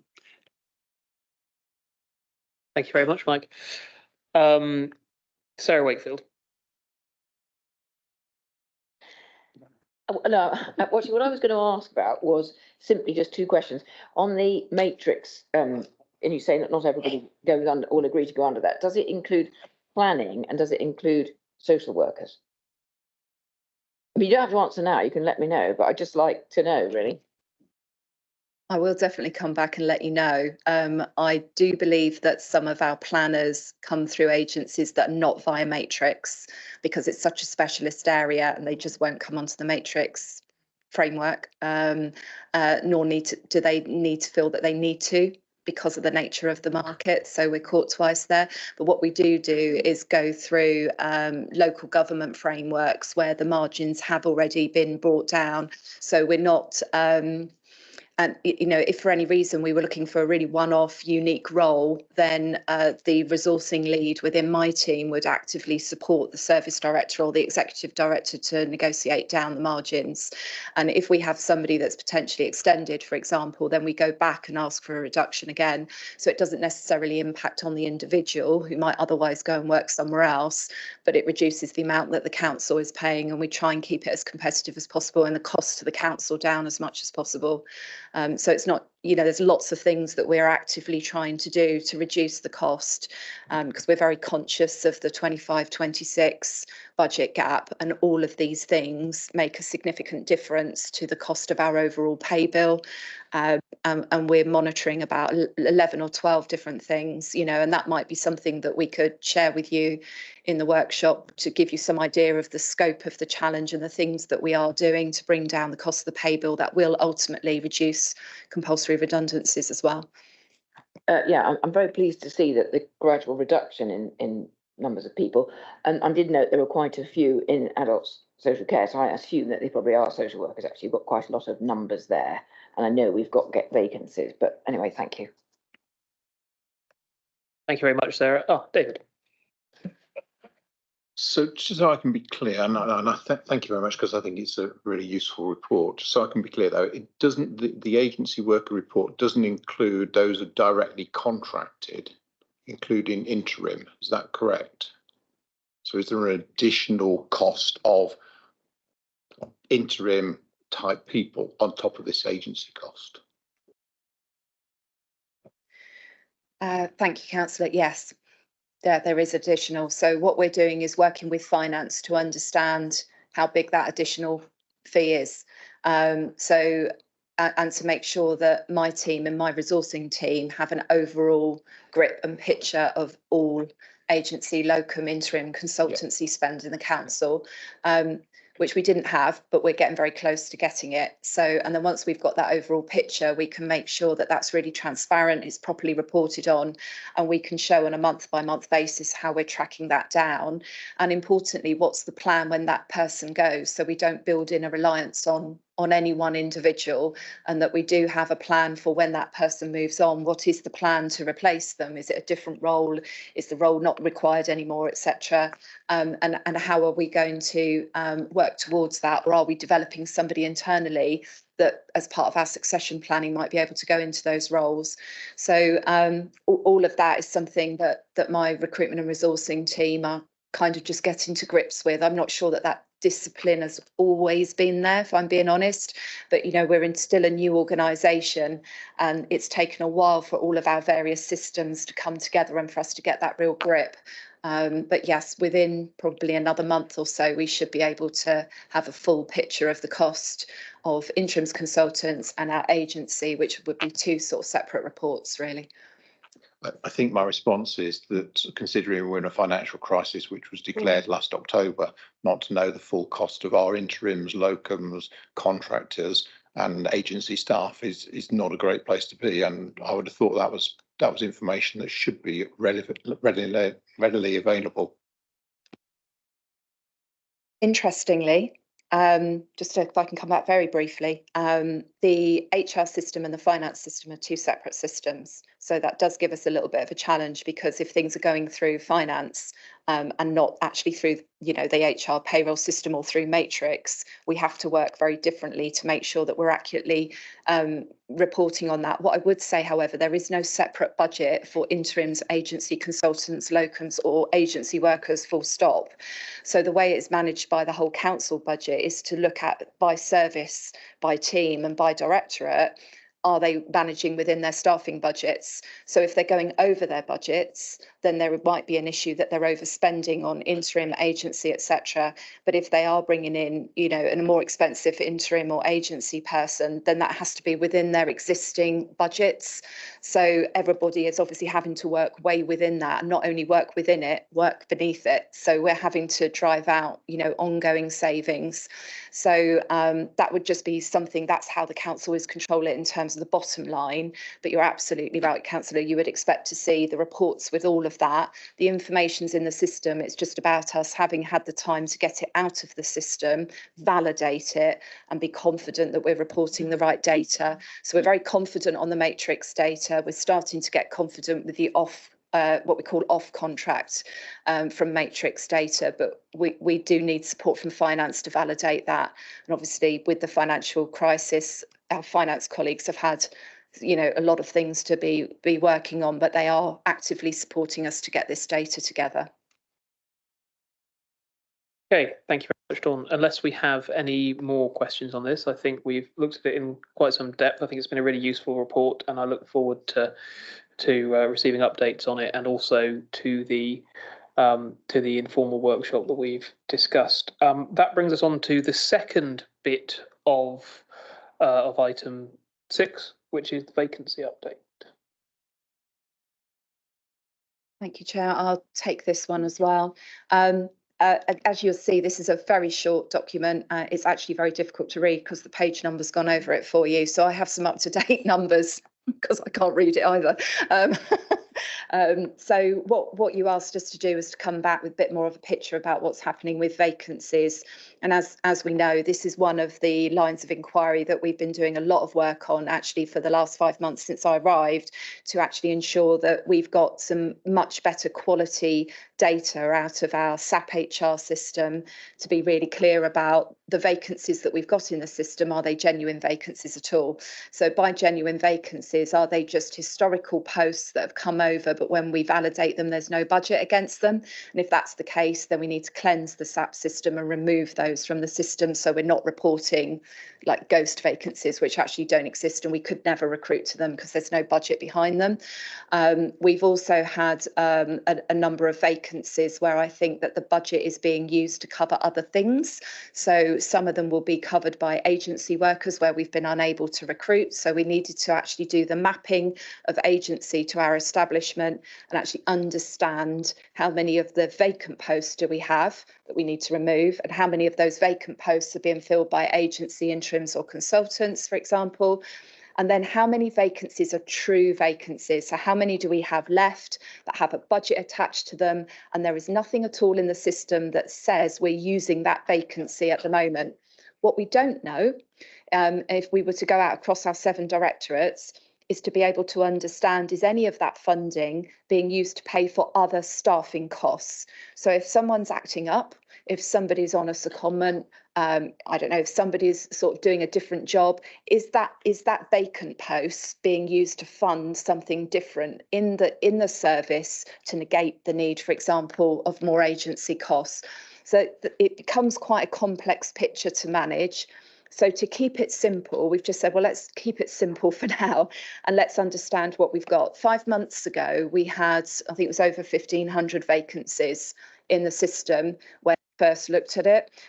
We currently have in the system 916 vacancies when we last looked at it. So the reason we've been able to bring it down is by painstakingly going through every one and validating what is it? Is it a vacancy? Is it an agency person covering it? Has it got any budget against it, etc.? So just to give you a top line of some up-to-date numbers that I've been given today, 201 vacancies out of that 916 have been identified as unbudgeted and have been removed from the structure. So that's just cleansing. So that's gone. And it was important that we knew that, because if we think we've got money against it, then we might want to bank that in terms of some of our savings that we're looking to find.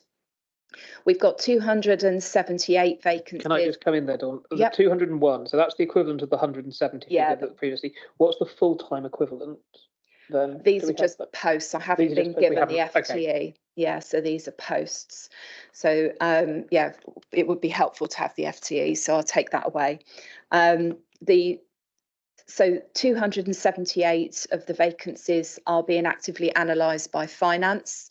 So they are working as hard as they can to validate them, because we urgently need to know if they've got budgets against them or not. So because that impacts on how much savings we might need to take out of the restructuring this year.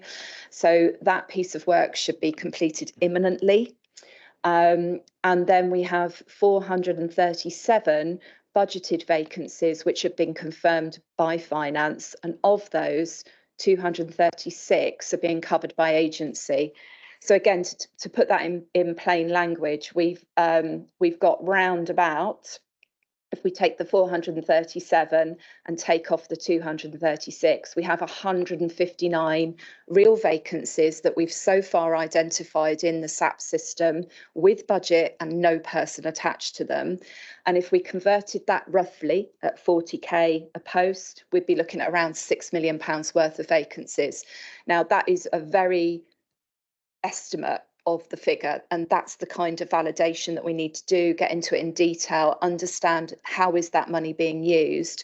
But the start point for us would be, right, if you haven't needed these vacancies and they've been there for some time and we're going to remove them from your establishment and bank them, that could give us a significant saving. And that will be the approach, rather than asking services to tell us, how are you spending that money? So it will be flipped around the other way, and we will, once we've validated it and we're absolutely certain of the facts, there'll be a conversation with the executive leadership team and then a conversation with service directors about what we're able to remove from the establishment and bank it towards the savings that we're looking to achieve. So that's why this is so important. I know everybody understands that, but it was just to give you, again, a little bit of a flavour about why this is quite difficult.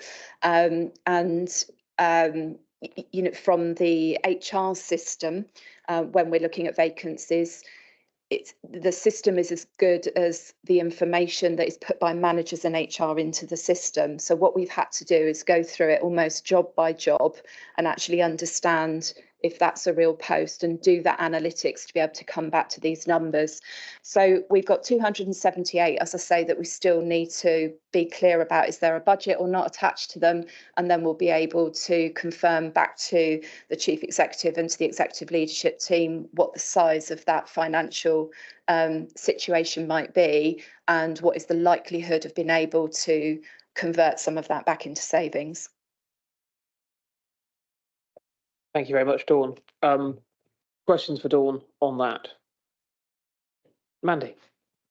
Took us a while to get there, didn't it? Just a question and some reassurance, really, just from picking up rumblings around the organisation.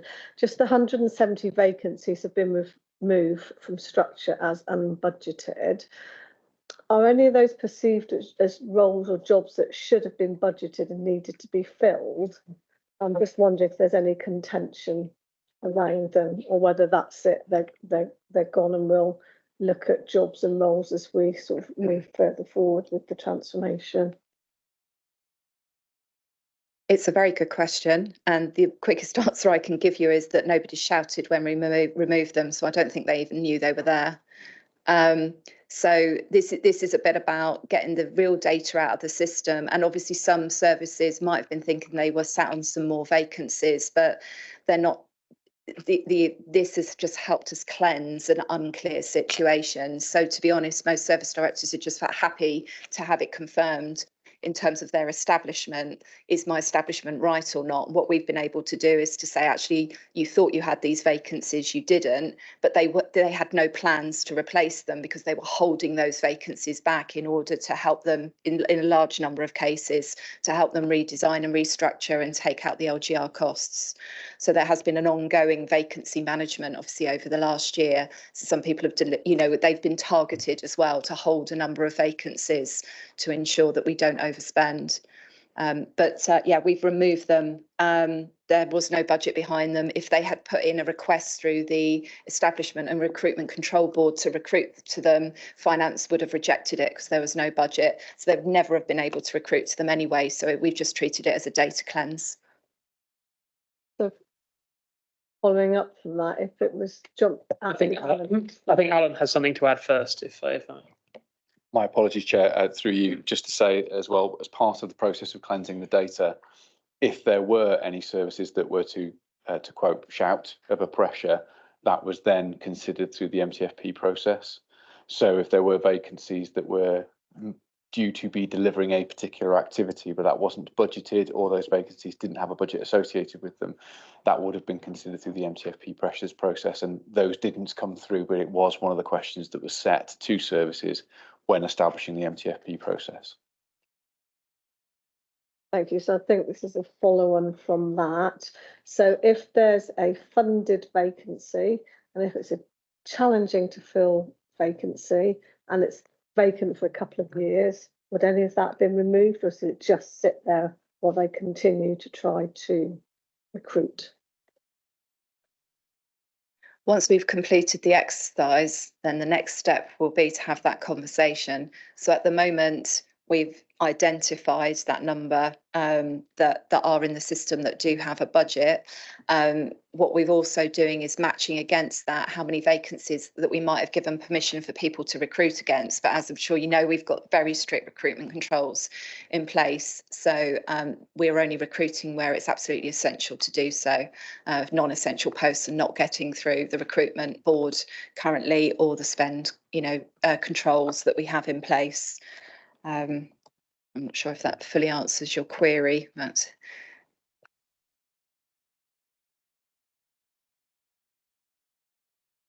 Okay, anyone else on the vacancy update? No? Yes, Sarah. Just to say, I'm very pleased to see that this work is ongoing. I'm really pleased to see this. I mean, that obviously the quicker we can get it done, the better, but I know you've got so many other things on, but this is really, really important work, and congratulations to the team for getting on with it. Thank you very much, Sarah. Yes, it's absolutely vital that we get this completed in order to be able to go through the process of working out the structure that we need and can afford going forward. So it is a very welcome update. Okay, so that brings us to, don't worry, Dawn, that brings us to the end of item 6, which is just to note. I'm sure that we're all happy to note those two sections of it. And then that brings us to the third item you will bring to us, Dawn, which is technically item 7, the workforce update.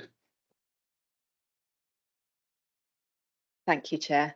I will take the slides as read, so I'm not going to present them all to you this afternoon.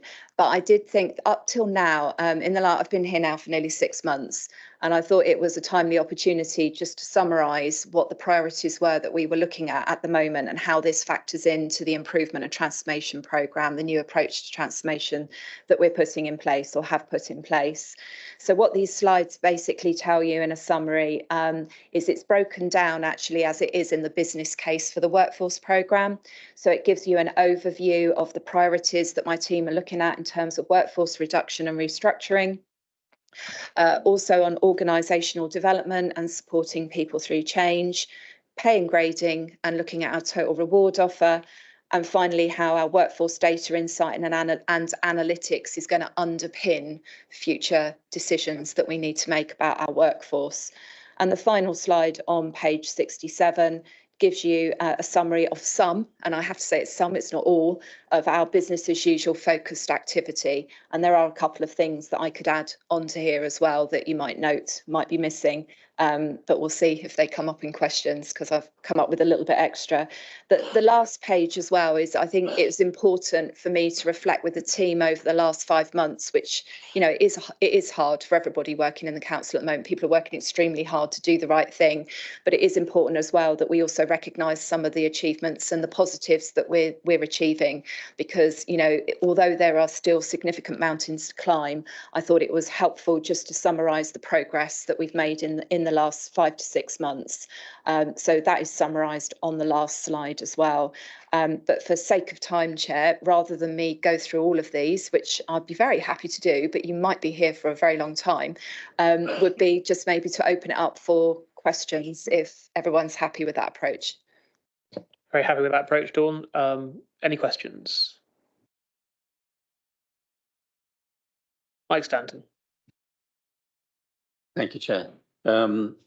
It was about our being still stuck at dealing with Tier 5. What would your estimation be that that's about on schedule as it ought to be? It kind of feels to me as if we're behind schedule, but what's your judgment on that? In terms of the original plan for the LGR restructuring, with the exception of 5 services, we paused it all in December. And the reason for that was that although it was progressing and we were banking significant savings, particularly around the top tiers, in terms of the pace of the programme versus the size of the financial budget gap that council had, it was not going to deliver. So even if we had delivered 100% of all of the LGR savings for workforce, which were planned in to be delivered over a 2 to 3 year period, even if we'd achieved them all up front, it would have been something like 18, 19 million towards £100 million gap. So it was very clear to me, 5 months ago, that if we continued on the LGR restructuring path, we were not going to be able to hit any of the targets that the council needed in order to not be looking at a Section 114 situation. So that's why we paused, have put in a new approach to transformation and restructuring. And the plan now is to ensure that all services are going to have to go through a much more rigorous overhaul, including looking at the management spans and layers across the whole organisation, to ensure that we can reduce the pay bill in the region of £40 million by April 2025. That does mean that what we're effectively doing is taking the LGR plan and turbo boosting it. I can't think of another way of saying it, really. It's very ambitious. It's going to be very fast. And between now and Christmas of this year, we will complete that exercise. So we will deliver the LGR savings, but we need to deliver a considerable number of additional savings on top of that. And the approach that we're taking with my team is that we've just are totally re-looking at what we need to do. And we are getting some external critique on that as well. So it's not just done internally. We've got our own internal plan for how we're going to deliver this. And we've spoken to other authorities, other consultancies, but we have not brought in one of the top big consultancies to do this to us or for us. We're managing it with our own in-house resource, plus myself, plus one other colleague that I've brought in to help to do this. So we're using the talent that we've already got in the team to deliver this programme at pace. And we're very confident that we can do that. That doesn't mean to say it's going to not be without risk, and it's going to be a very, very difficult year for our workforce and all of our managers and all of our staff. But that is why the mention there of supporting 5 services, the reason they're exceptions. So I give you an example, planning was one, finance was another. These were areas where it was really critical for them not to pause too long on putting their management structures in place. They had an approved business case prior to Christmas that had been approved, and their preference was to continue restructuring to get their leadership teams in place because of the challenges those particular services were facing. And some of them were a couple of them were brand new services that were being created as a result of the 5 organisations coming into one. So we are getting to the point, though, that if there is any restructuring still outstanding, we will have to pause it because we can't have multiple restructures going on all at once. So by the end of June, all of the restructuring will be captured in one full council redesign and restructuring programme that will be delivered by the end of December, with the last people, if they do have to leave the organisation or they choose to leave the organisation, leaving within this financial year.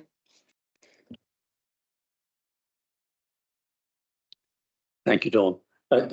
My second point really, rather than the question, relates to that, because I'm sure we'd agree that getting substantial change in an organisation like this post-merger and with downsizing, it requires a clever interplay of structure, process and behaviour. And structure is probably the least of those, although it's relevant in the sense that you don't want to pay for jobs that you don't need. So I'm picking up really on page 65 at the top, new values and behaviours. I've probably made this point at every one of these meetings and a lot of other ones, but behaviour is what counts, behaviour change, not what you announce are the values.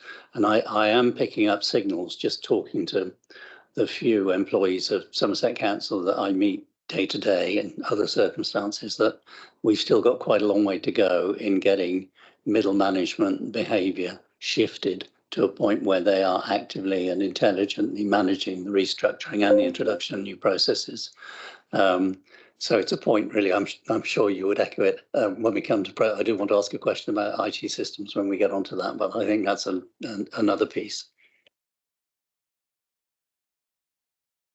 And yes, I do agree. Behavioural change is essential. You know, as they say, culture eats strategy for breakfast is the classic, isn't it? All heard that one, but it's absolutely true.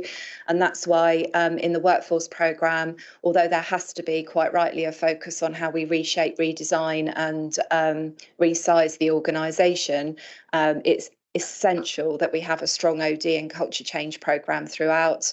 We need to have a real focus on employee engagement, taking people with us on this journey, whether they are leaving us or whether they are staying. We need to remember at the end of all of the, you know, sort of reorganisation, there's a significant number of people that are really hoping they've still got a real long-term future with this council, that are very proud to work for Somerset Council, and we need to make sure that we've got a value proposition for them that enables us to retain our best people and to attract new people in. So absolutely agree with you. It's an area I've therefore taken people off of their day jobs to focus on this full time in my team. So because my HR and OD service and health and safety service haven't been restructured since vesting day, it means that I carry at the moment some sort of additional capacity because we've not gone through a radical restructure yet. And my entire service has been reorganised to deliver this programme and essential business as usual through the goodwill of my team. And I can, you know, use this opportunity to say thank you to my managers and staff for how they're working, where they're taking that leap of faith. There's no changes to terms, conditions or pay, where they've been reallocated on their skills and their strengths to work on programmes of work and projects of work that are going to make a difference. So we're delivering what the organisation really needs from us in the next 12 months. And they know fully well that as part of the next 12 months, they will be redesigned and restructured, and it will affect them as much as everyone else. So this OD and supporting people through tech change is essential.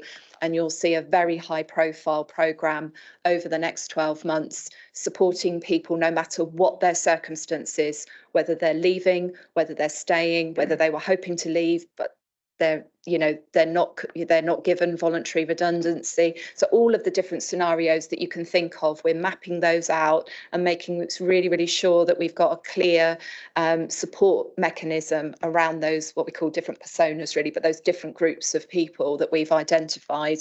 And as I say, we've got a dedicated team working on that throughout the year.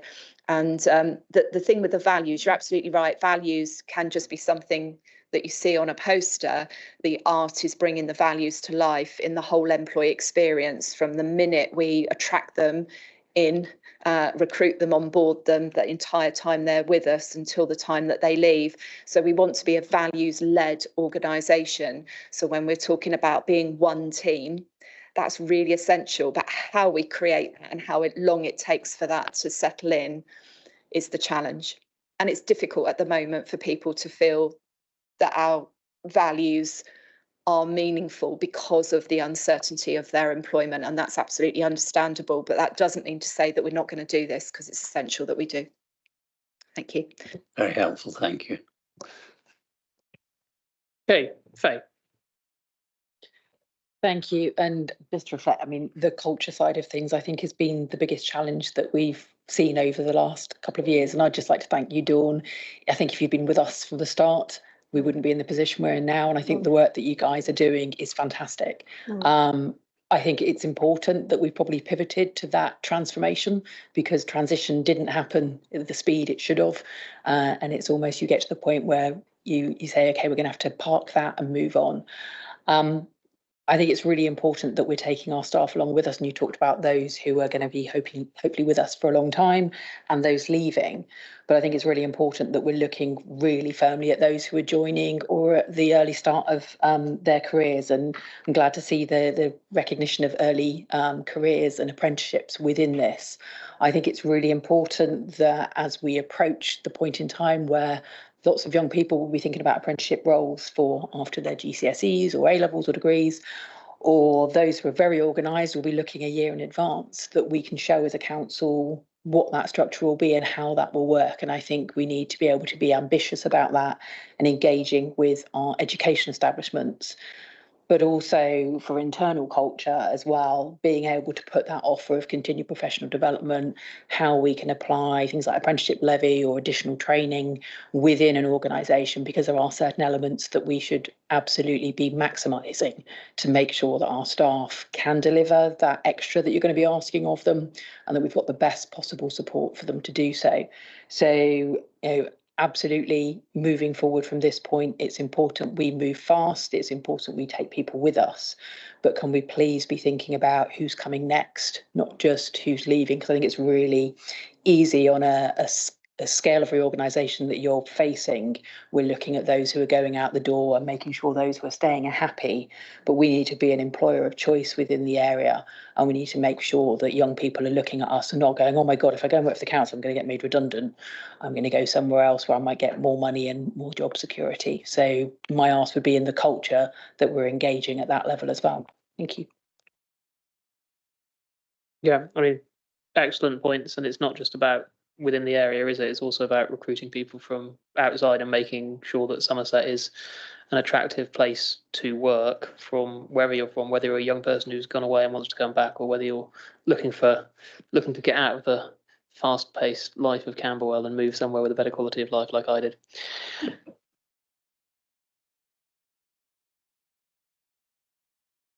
Thank you, Chair.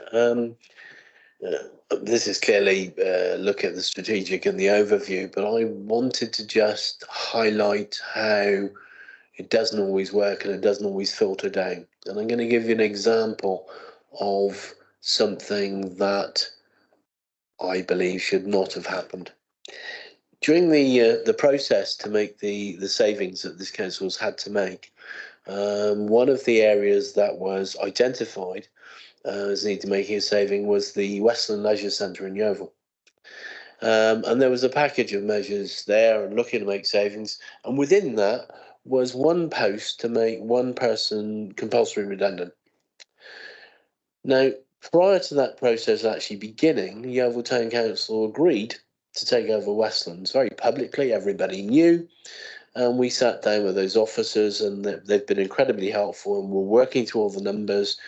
We will then be doing the 2P process, and all those staff will be coming across, and it's an exciting, while slightly scary time for the town council.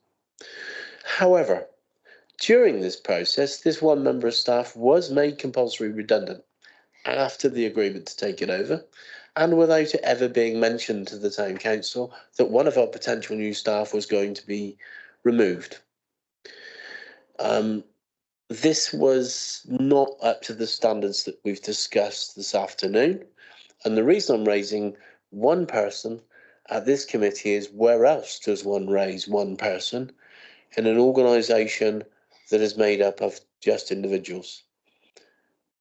This situation meant that this council paid a redundancy payment they didn't need to pay, because the burden would have switched over to Yeovil Town, and Yeovil Town actually had no plans to make this person redundant anyway.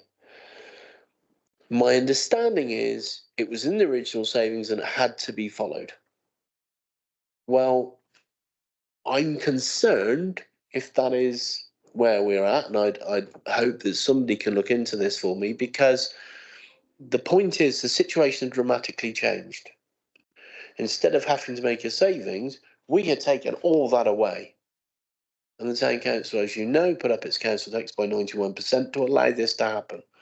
That and other areas from Somerset Council. It was this action that made me concerned that what we say and the reality don't entirely match all the time. And I hope perhaps, Chair, you could, as Chair of this committee, look into this for me to find out why the Town Council wasn't consulted or informed, and why public money was wasted on this occasion, and upset caused to not only that individual but also the rest of the team who, you know, are doing such an excellent job for us at Westlands and the Octagon.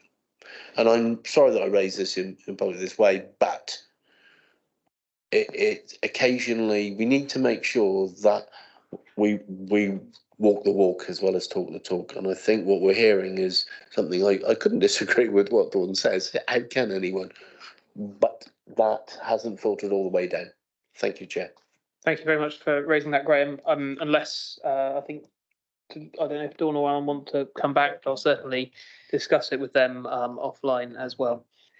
Yeah, that was really what I was going to say, Councillor. If you'd like to speak with me or with Sari Bryce, who's at the end of the table down there, who's our head of employment practice, if there are if any councillor, comes across any individual staffing matter that causes you concern, please do contact myself or Sari, and we can look into it. It might be that there are exceptional circumstances that we might be aware of, and we'll be able to reassure you straight away, or it might be something that we need to investigate. But if you can bring it up with us offline, obviously, because it affects an individual employee, and we'd be very happy to look into it and come back to you.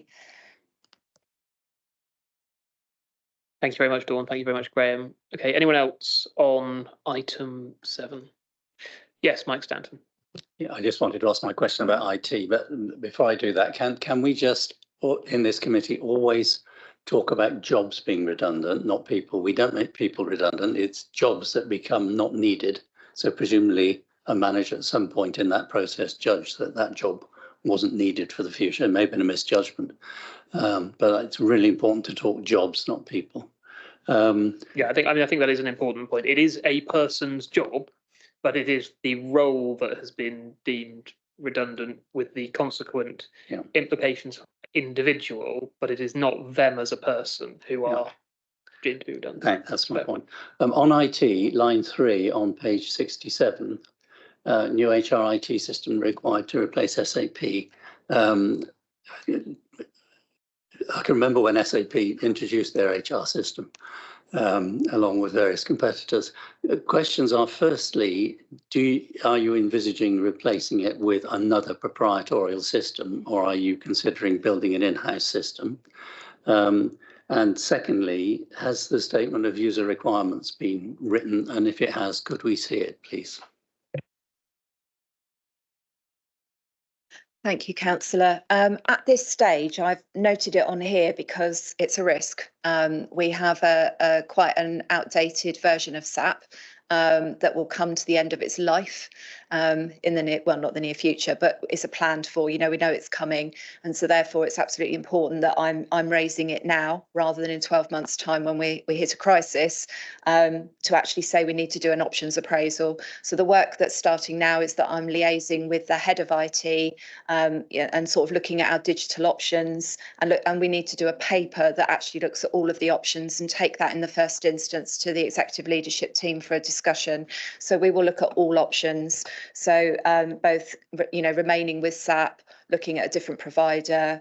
There's lots of different options, as I'm sure you'll know, that we need to consider, and we need to cost them out. And then once we have a steer, then we'll need to work up more of a business case around what that will involve. We also are very mindful that the organisations change in shape and size, so we need to ensure that we've got investment in IT that's suitable for the scale and size of the organisation going forward, and we need to be part of the overarching council's digital strategy. So they're all the things that we are just having an early conversation on, because I know it's coming over the horizon, and I'm just flagging that I've put somebody onto that work now, so we can understand. Let's make sure we keep the council safe and robust, and we can still pay people accurately and on time. And we've got a maintained SAP system for a sufficient period while we do that initial work to look at what the options are, and then we'll bring it back once that work progresses. So I'm just flagging it. It's classified as business as usual, but it will take some work. And as we know, if we do decide to change systems, that needs to be properly resourced and managed, and so there is a lot happening in HR at the moment, so we could have done without that one, but it is on the radar, and it's just to make you aware of it. Thank you very much, Dawn. I know Alan wants to come in too. And just to add to that, Chair, I completely agree with what Dawn has said, that one of the other reasons we are taking our time is that the original intent of MS Dynamics was that we would reap the benefits of integration of those systems. At that time and currently, there are no direct links into Dynamics of a HR system. They're using separate systems elsewhere. But we are looking, colleagues are looking at that in terms of how that integration is going. And then we will, rather than being at the front of the pack, we will be mid-pack if we went down that route. But clearly that would be a discussion for a business case and ultimately the approval of executive before we went forward in terms of the level of investment. But that work is underway. So we're looking at colleagues in Gloucestershire, for example, of the work that they're doing and how their integration process is going so that we can learn some of those lessons. That's exactly why I asked the question about are we going to design an in-house system or buy another proprietary one? Because I remember the head of IT saying that his intention was to try and do everything within MS Dynamics or within existing systems. My experience has been that organizations are often tempted to write their own HR system, and it's a really bad idea. So I don't know what Gloucester should do, but finding the right proprietary system is the answer. Okay, thank you very much. Does anyone else have any questions or comments on item 7? No, I mean, I think this has been I think we've covered some really useful areas on both this item and the previous item, and I think we need to look at how we can ensure we have regular reporting of these items back to the committee over the coming months in particular, so that we're in a position to keep an eye on what's going on and be fully informed. I'll just take this opportunity, because I haven't done it yet already today, just to say a massive thanks to all of our staff as a council. We've covered a lot of what's going on today, but over the last period of, well, over a couple of years, really, there's been an enormous amount of change and uncertainty, and there's going to continue to be change and uncertainty, and that puts a huge amount of pressure on our staff. So I just want to say publicly, again, just a huge thank you very much to all of them for everything that they are doing. They are wonderful and truly valued people. And just a reminder to everyone in this room and everyone listening that if you are communicating with, working with, dealing with council staff, treat them kindly, as you should everyone anyway, but particularly because of those factors. It's 2 hours and 7 minutes in. Do members need a quick comfort break? Or yes, they do. We're going to have a 5-minute comfort break.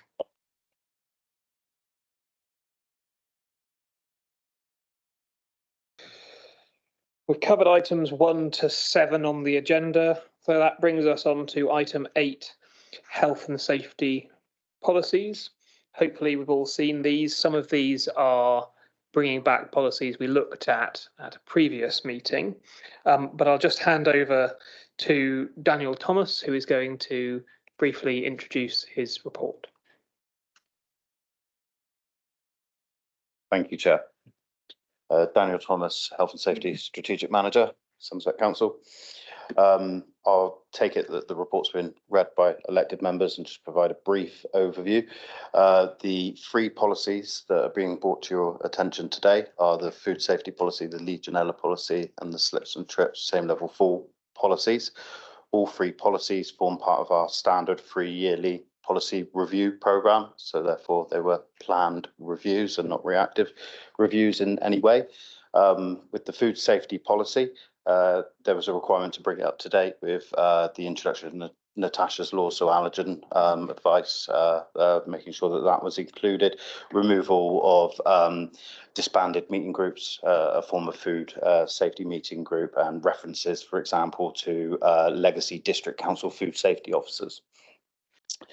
With the Legionella policy, there was the introduction of frequencies for addressing remedial measures identified with Legionella risk assessments. We also extended the frequency of Legionella risk assessments by 12 months. So for low, medium and high risks, they were all increased by 12 months.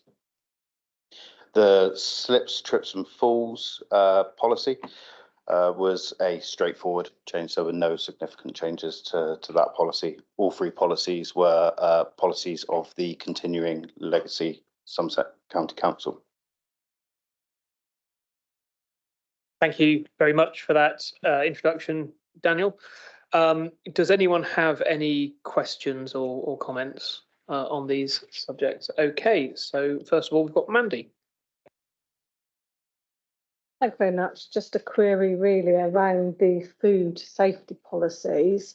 There's a lot here about labelling, etc., which I absolutely get, and that's the right thing to be doing. Then what there didn't seem to be here was actually when people bring food into our offices, and I'm thinking about fridges where people put their packed lunches, and there was nothing there within it about we might have people in our workplace that've got allergies. You're putting your lunchbox in, and I'm sort of going back to the COVID scenario where one of the easiest places to catch it was in a communal kitchen area because everybody used the kettle. I'm sort of doing the same thing with food really, because it's done everywhere, it's done in every office, it goes there, and I'm just thinking how we manage that from an allergy point of view, because I couldn't see anything anywhere that sort of covered that, and I just felt it was a bit of a missing. So that was a view on reading. Thank you for your feedback. I think the policy was primarily aimed at establishments that are serving food, and certainly that's the view that we took when we reviewed the policy, but I'm happy to take that feedback away. And we will also look at HR policies and check with our Equalities and Employment Officer to see whether there is any consideration for that as part of reasonable adjustments with allergies, so on and so forth. Thank you. I think we're asking others to do it. We need to be taking it on board in our sort of premises as well. Just a quick one, picking up that point. I see on the list here that this is to cover added provisions, including school meals, library, cafes, outdoor centres, and local pantry network. Did we ought to include the new children's homes, which now have opening? They ought to be included, I would have thought. I know that we're only looking after 1 or 2 youngsters in each of the premises, but I think they need to have the same protection. So fair comment, Councillor, I'm going to take that away.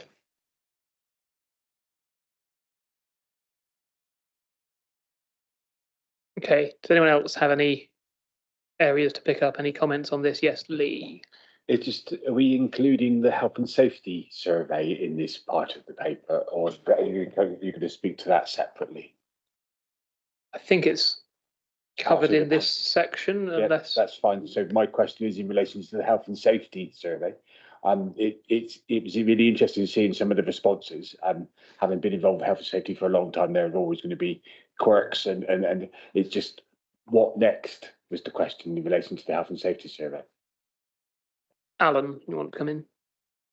Thank you, Chair, and I'm sure Daniel want to contribute as well to this. This was something that almost at vesting day, I certainly was very keen to ensure that we kicked off a review, less concerned around compliance, as that's a matter for services. Obviously, that is of key concern.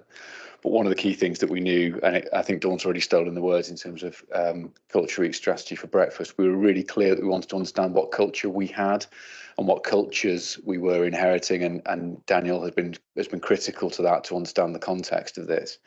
One of the key aspects that we would like to consider bringing back to this committee on a more regular basis is the progress against the findings that are there. So an action plan has been drawn up. An action plan is now being implemented, led by Daniel with my support, in order to ensure that we understand each of those different aspects. And that includes everything from health and safety reporting at management meetings, ensuring that the conversations are being had, but also the culture of that reporting processes and what's required to be able to do that. So that's why that was done, to understand what was there. Compliance is always a separate matter in my view, because if we get the culture right, the compliance will follow. So that was always the intention of the audit. But Daniel, anything I've misrepresented or anything you want to add? I could just provide a bit of a progress update, Alan.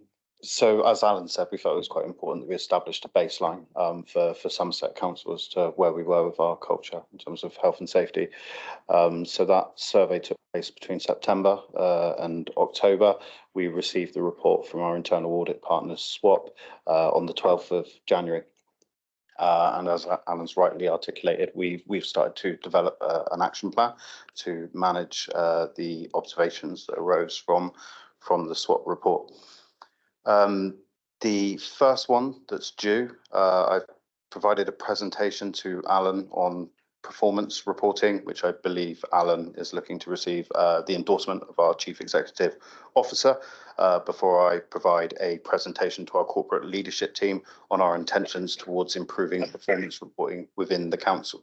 There are a number of metrics that we're proposing, leading indicators through the development of a balanced scorecard, for example, lagging metrics as well, that we can use, and also the importance of performance by design. So we're looking at building our own internal health and safety management system to replace Be Safe and Assure legacy systems, which are currently costing council around £47,000 a year.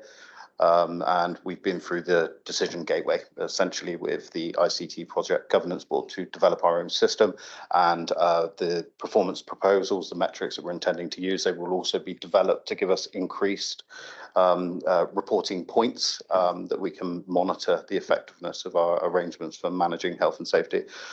So I'm quite pleased with what we've put together. I think it's quite robust. We did engage with senior colleagues in strategy and performance for feedback, and they were equally impressed, no concerns raised. So I think that we've made good progress in that area. We've certainly got good intentions, but it's probably going to be another 6 to 8 weeks before we're actually publishing those, and we need to develop with the scorecard a way of updating the scorecard with the in-year actuals, because the scorecard will work from April to March. Each year we will set our objectives for the financial year, and then we'll obviously have to track those, but we need to do it in an efficient manner because this is a lot of data that we'll be collating. We also need to re-engage with the executive leadership team around our governance structure that we've developed for Somerset Council, where we have the Health and Safety Wellbeing Steering Group, that's our link up to corporate leadership team, and effectively the Council's Central Health and Safety Committee, with branching obviously coming across to HR Committee, and sitting below the steering group we then have our directorate level Health and Safety Wellbeing Boards. And the engagement, the boards were established at quite an accelerated pace shortly after vesting day, and therefore this re-engagement is to sort of reaffirm the importance of the boards and get that top level buy-in from our executive leadership team. So we'll be looking to have that engagement with ELT in April. The third action, we've been carrying a strategic risk for health and safety since February 2023. The strategic risk started at 16. There were some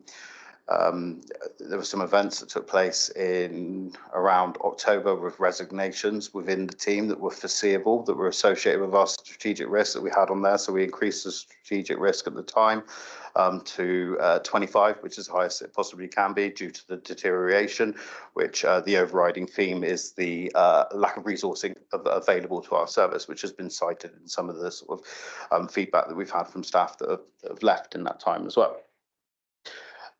Since then, we've obviously made progress with the culture report from SWAP. We agreed to make some recruitment measures as an initial phase before we looked at the restructure of the service, which was picked up by SWAP and was part of our plans. So by the end of January, I'm hoping to have a fully costed model for Alan and the executive leadership team on a proposal and the design. Can I just come in there? The end of January? Sorry, the end of April. The end of April. Thank you, Chair. Hoping to have that fully costed with the design principles of the health and safety service. There was also an observation around mandatory health and safety training courses or the absence of regular health and safety training within the workplace. We were working on some core health and safety training courses that would be delivered through the Learning Centre, looking to have target audiences for that as well, so that we weren't asking employees that didn't need to do training to undertake training. We were actually developing those training courses as part of our LGR commitments. That again was picked up by SWAP. They've given us until around October to implement those courses. I'm really pleased to say we're really ahead of schedule with that. There's a pilot currently taking place within Climate and Place. And I believe we'll be rolling the mandatory courses out within weeks. That's the intention, with the exception of the display screen assessment training course, because as part of that training course, there could potentially be a cost impact on the local authority if we see a spike in requirements for additional DSE equipment. Also, it could, noting the resource issues that we've experienced within the team and the reprioritisation across the organisation, where we're utilising additional DSE assessors to help support the assessment process. We want to extend that pilot to one further directorate so that we can do a bit of a check and balance at the end of that to make sure that it's manageable, that we're not seeing spikes with DSE assessments that we're not able to resolve in a reasonable time period. And then finally, there was an observation around the need for us to update our policies, which again, we had captured as part of our LGR requirements. We've established a really robust forward plan. Transparent, it's available on our health and safety governance site. It's quite clear which policies we're targeting for reviews. I always caveat that with it's live. We do sometimes have to bring policies forward. Sometimes we have to push policies back, but that is very much live and available to anyone within the organisation. And I would probably just take a moment to reflect and say that actually, in terms of positive reinforcement for myself and the team and Alan and Dawn, of the items that were identified as part of the SWAP culture review, 5 of the 6 actions that arose from the review, we already had them within our plans, either be it through our LGR transformation goals or through the strategic risks that we've captured on JCAB, where we're regularly updating the mitigations that are in place. Thank you very much. That was clearly good. Right. Anyone else have any questions or comments on this? Yes, Mandy. Thank you. It's really important we keep on top of good governance, because if you look at those councils around the country that have failed, governance is often underpinning part of that. So I'm really pleased to see the report. The SWAT report didn't make good reading, actually. You know, we had the red, the high risk at the top of the report. When I went down, and you've given us a further update, just looking at finding 1.1, the new health and safety governance arrangements not fully embedded. It said here again, due to a number of vacancies, that you're not going to actually start that work. Are we saying what you've just said is since this report was written, i.e. there's updates to this report? It's just a bit of a challenge when you get a SWOT report and then lots has happened since. Because I read the report that that's where we were at, but now you're saying no, we're actually sort of further down the line. So are you saying that that's sort of the first bit of that SWOT report, 1.1, new health and safety governance arrangements not fully embedded? Are we saying now you are comfortable that they are partway embedded, if not fully embedded? That's the first question. I'll come back on that question now, Councillor, if that's okay. Thank you. I don't believe say the finding 1.1, I would say that they're partially embedded. The presentation that I put together for Alan has referred to signs of stagnation within the groups, and I think that there's an element of that that's around the reprioritisation of the whole organisation, everybody looking to achieve savings where possible due to the financial emergency. There is an element where our service has been under-resourced, and part of our proposal will be business partnering, health and safety business partners working with the directors to grow the health and safety culture within their areas of the organisation. We haven't got that at the moment, so we have the plans. We've established the foundations, I would say, for a successful future, but we need to continue building. And yeah, the governance boards themselves are not fully embedded within the organisation. They aren't how I foresee them being in 12 to 24 months' time.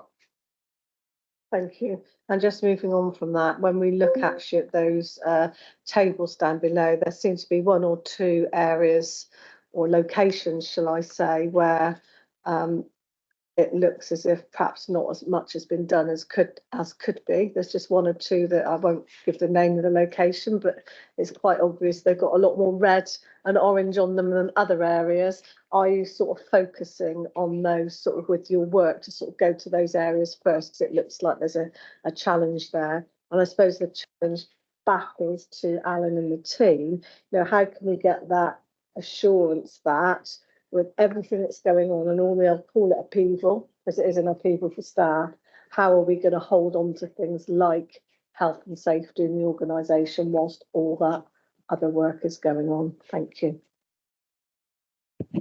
Through you, Chair, it's an excellent question, and for me, it was one of the reasons we wanted to make sure we had this SWOT review in place, so that we had a very clear anchor point and a place to work from. So as we go through any restructuring or any redesign of the organisation or individual services, we always had that anchor point in terms of how that work was going to be managed and some of the key areas of focus as part of those establishment of management teams or changes in those management teams. So this was the value certainly for us in terms of making sure we had those positions in place. Equally, there is still work to do in those services. That work doesn't disappear. So there will still be accountable people in those services and officers in those services to make sure it's going and delivered in the right way. And that's the intention again of this report, to give us that point around, whilst we are going through this process, these are the key things we're going to have to think about and ensure that are being managed. So the use of data in terms of balanced scorecard, in terms of the development of the processes, but also ensuring that the governance arrangements are considered as part of this, rather than simply an afterthought. So it's part of the redesign of services right from the start. Thank you. I'm aware of the geographical locations that you're referring to, Councillor. It's incredibly challenging for our team. We have picked up some of those issues and made those observations to one board in particular, where that geographical area is pertinent to one of our health, safety, wellbeing boards that we've established. We're within the structure. We've picked it up with service directors and managers, making sure that they're fully aware of some of the observations. We also need to be a little bit pragmatic that there were 222 responses, and therefore it's a capture of a small part of the workforce. But what I would offer as reassurance is actually what SWOT didn't pick up on is that where we're getting a lack of awareness of some of our health and safety, we're getting feedback of a lack of awareness of some of our health and safety processes, procedures that we have in place as an organisation. These are areas of the business where we could describe the staff as remote, operating remotely. So potentially working out of the depot. Could be some of our social work staff, for example. What we're doing with the depots in particular is we're developing some slides that can be plugged into communal TVs, and then they'll get on loop health and safety information. And as part of the new digital system that we're producing, our new health and safety management system, it will be available, provided you've got a work-enabled phone. It doesn't have to be a work phone, it can be a personal phone that's work enabled, then you will have access to the health and safety app on your phone. And we've found a way of synchronizing it with the comms that we develop and we publish through our intranet site. So any comms that go out from our intranet site are then pushed through into the mobile devices. So for staff that are working remotely, we are trying to target that because we picked up on a theme there that potentially SWAT overlooked. Thank you, that's really important. Thank you very much, Daniel. Thank you very much, Mandy. Does anyone else have anything on either the report or on the policies? Yes, Mike. I'm just a bit uncomfortable about the reliability of a lot of this SWOT evidence. 222 respondents, out of how many people were sent questionnaires? The questionnaire went across our workforce, excluding schools education. So it's a tiny response rate. And when you look at the breakdown on page 164, I think it is, vast majority were in resources and corporate services and county council, hardly anybody in adult services, tiny number in communities, 21. I mean, I would have thought that most of the responses were discountable because they're within the margin of error, are they not? Chair, if I may, I think we've highlighted one of the key things that as part of that SWOT feedback was the engagement in the audit itself and the survey itself.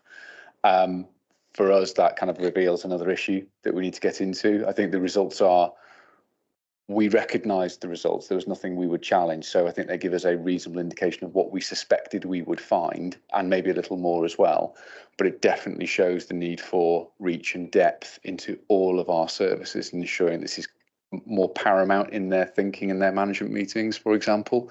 And that's where we need to kind of really place our focus. And part of the revised governance process is ensuring that it is considered in the right way, but also giving through the use of some of the work that's being done around performance, starting to put more power to colleagues like Daniel, for example, to be able to challenge those executive and service directors more openly about their health and safety performance behaviour, but particularly the culture. So it was a key thing that I'd noted too as part of that feedback. I don't think it makes them null and void, but it certainly does raise a concern around the level of engagement in this and something that we want to see a significant increase as part of this process going forward. Thank you, Chair. As a further response, what I would say, Councillor, is that we are aware of some of the culture issues, and we know that when we restructure the service and we have hopefully more resource available to us than we currently do now, or more clearly defined resource certainly, that we'll be able to target some of those cultural issues within directorates themselves, where we need to see an increase in engagement coming from representatives within those business areas. So that's absolutely one aspect, but I'd also say as part of the performance report that I alluded to, that suggested that Alan's recently received in terms of the metrics that we're looking to establish, there was a slide around continual improvement, and what we've proposed is actually that we have cultural reviews on an annual basis.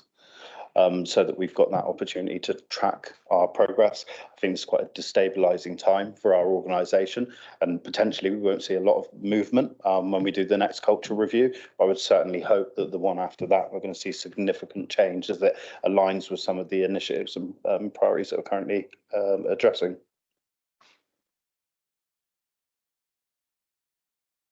Classically, health and safety is something that nobody in any organisation is interested in until something goes wrong.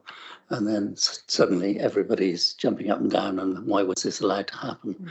It's very difficult to be preventative. So I think we should thank you for doing what's a pretty thankless task and difficult job. I was on the other end of it a couple of years ago when the council divested itself of the libraries. I was the health and safety officer on the team that took over South Petherton Library for the South Petherton Parish Council. And the battle with people just over something as simple as there was a step this high that people tripped over. The battle to get a piece of yellow and black sticky tape put on it so that people could see it and not trip over it. I mean, in the end, I just bought it and stuck it on. And then there were great objections that it looked terrible. So just sympathies with your job, but stick to it. And thanks for your work. Thank you very much, Mike, and thank you very much, Daniel. Unless we have anything else on this, we have to approve the 3 policies and note the report. I've not heard anything suggest that we don't want to do any of those things, so I'll do it all on block. Can we have a proposal that David, seconded by Lee, all those in favour? That's unanimous. That brings us on to, thank you all very much. Thank you very much to Daniel for all you do. That brings us on to item 9, the committee work plan. The next meeting, it says on my chair's schedule, it's the 10th of July. It says on the work plan it's the 9th of July. And I also know that it has to be approved at the full council when we approve the diary for everything. So is that what you were going to say, Josh? Yeah, thank you, Chair. So we're still working on as a lot of you know, in different committees, the calendar for next year. I should say very nearly this financial year. It should be out by next week, but we are still finalising some dates. So it is looking like it could well be the 10th of July. But as soon as we know and it's formalised, invites will be flooding your inbox for all your committees. So you'll get all that and we'll finalise everything from there. Okay, thank you. Yes, Mandy. Just to pick up on the work plan, I mean, it's fairly meaningless to say HR policies, etc. on each one. I'm just wondering, have we got an idea of how many policies there are, how many are up to date, how many we've got to work on? It'd just be nice to have some idea of what we've got coming up and how many we are on top of and how many perhaps we aren't. And, you know, there might be some in there that we think deserve a closer look at or an earlier look at than others. I just wonder if that's something we need to be doing. Yeah, that's a fair question. Lee, just to follow on from that, really, obviously there are lots of changes happening at the moment within the council, and I'm pretty certain that it would impact some of our policies and procedures that we have in place already. So the question I was going to ask along that line is, are we going to, where would this committee sit in the changes that are going to happen, and will we be required to have a similar process that we did when we did the local government review, with the blues and the yellows and the stuff, so that we can keep a bridge of things as we're going? I'm going to bring Mike Stanton in, then I'm going to go for a response. Yeah, I was simply going to ask Dawn what she thought would be the right timing of the informal workshop in relation to all these dates, because it relates to the point Lee just made, that it needs to it needs to be done at a point at which there's enough information to be able to discuss something useful, but it's not too late to influence anything. Dawn, do you want to come back on those various points? My team are going to kill me. I think the sooner the better, to be honest. In terms of the planning for the wider council redesign and restructuring, we're way into that at the moment, and we're going to need a good 3-month period for April, May and June to get absolutely ready, to be able to start that on a larger scale, to do it well and to do it at pace. So the importance is getting the planning right. So I'd say between April, May, June, that would be the time that you'd want to engage. So maybe around May time. I'm conscious in May we've also got a full council meeting where on the 22nd of May, I think it is, sorry, isn't it, where we'll be taking VR applications that go over the £100,000 mark just for sign off at full council. That's not an item for this committee, but I'm just thinking, being that there is a full council meeting in May, if you wanted to meet prior to then, if there were any issues that you were concerned about, that might be a consideration, but any time in probably May or June. I mean, in terms of the informal workshop, we can look at when that fits in. Dawn has alluded to the fact that we might have to, I think Dawn has alluded to the fact that we might have to have a meeting outside of what's currently on the schedule, but that is going to have to respond to where we are with the process. It's also, I think, to some extent, the answer to why the forward plan doesn't tell you very much, because the way that the process is evolving doesn't lend itself to knowing what's going to happen in July, what's going to happen in October, etc. at this stage, although it will do as time goes on. Does anyone want to correct me on that? No. Good. Okay. Yes, Emily.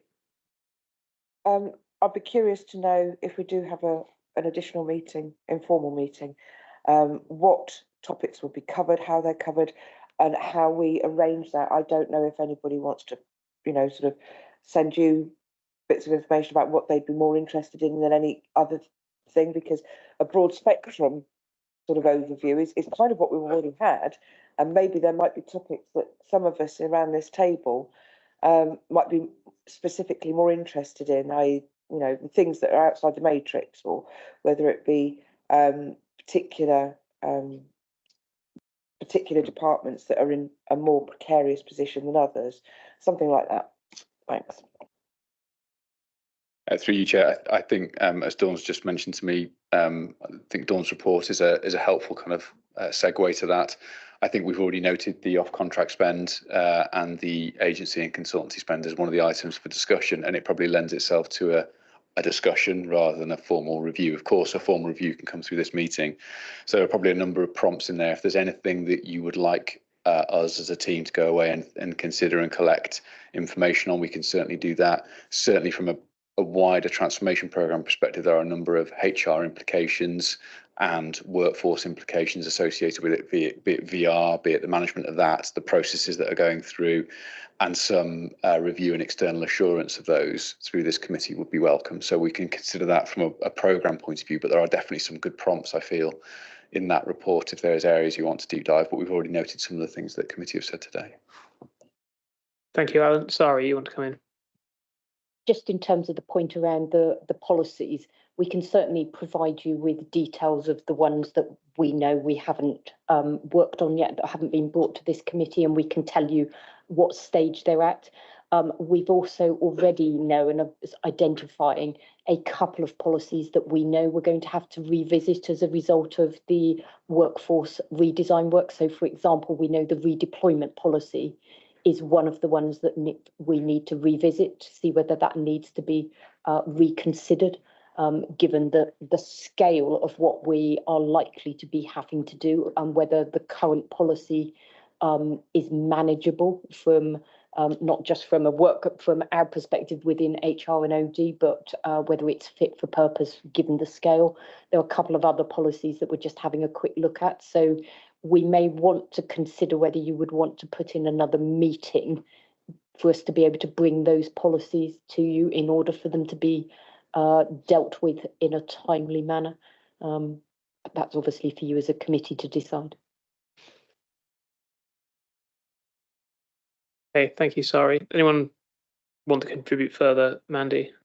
Yeah, I just think it's almost, you need a red, amber, green, those you need to look at first earlier, those that you need to look at a bit further down the line, and those that are green and we've looked at and done today. Really, is for me, it's just getting a handle of where we are and how much work. And I think then as chair, you can have a look and see, how much urgent there's coming through the pipeline. It's just that when I looked at that work programme, it just didn't give me any sense of that. So it might help you.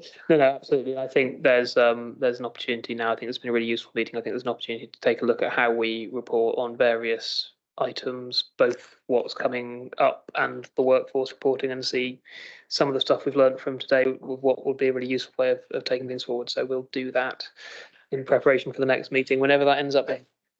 Right, yes, Faye. One question really in terms of reference for this meeting, where does OD and training sit? Does it sit within the HR policies and hence this meeting? Because I feel like we talk a lot about policies, but not anything related to OD. Be nice to get that on the forward plan if it does come here. Yes, it does, is the quick answer. I think this committee has historically really focused on policies only. And, I think one of the conversations we might be able to have in the workshop is, the value that the committee can give us as officers as well. The amount of time that we might spend signing off policies versus some of the bigger strategic challenges that the organisation has, and your input to be able to be well informed and to shape some of the thinking on those challenges would be welcome from our perspective. Whereas I appreciate policy stuff's quite a churn, but there might be a more efficient way we can handle that and allow more space, but it will mean looking at the terms of reference for the committee. But OD, yes, is part of my service and part of the committee. Okay, thank you very much. If there's nothing else, then that concludes our business for today. Thank you all very much for your attendance and participation here in Shepton Mallet today, and I'm sure we will meet again soon. Sure. Thank you.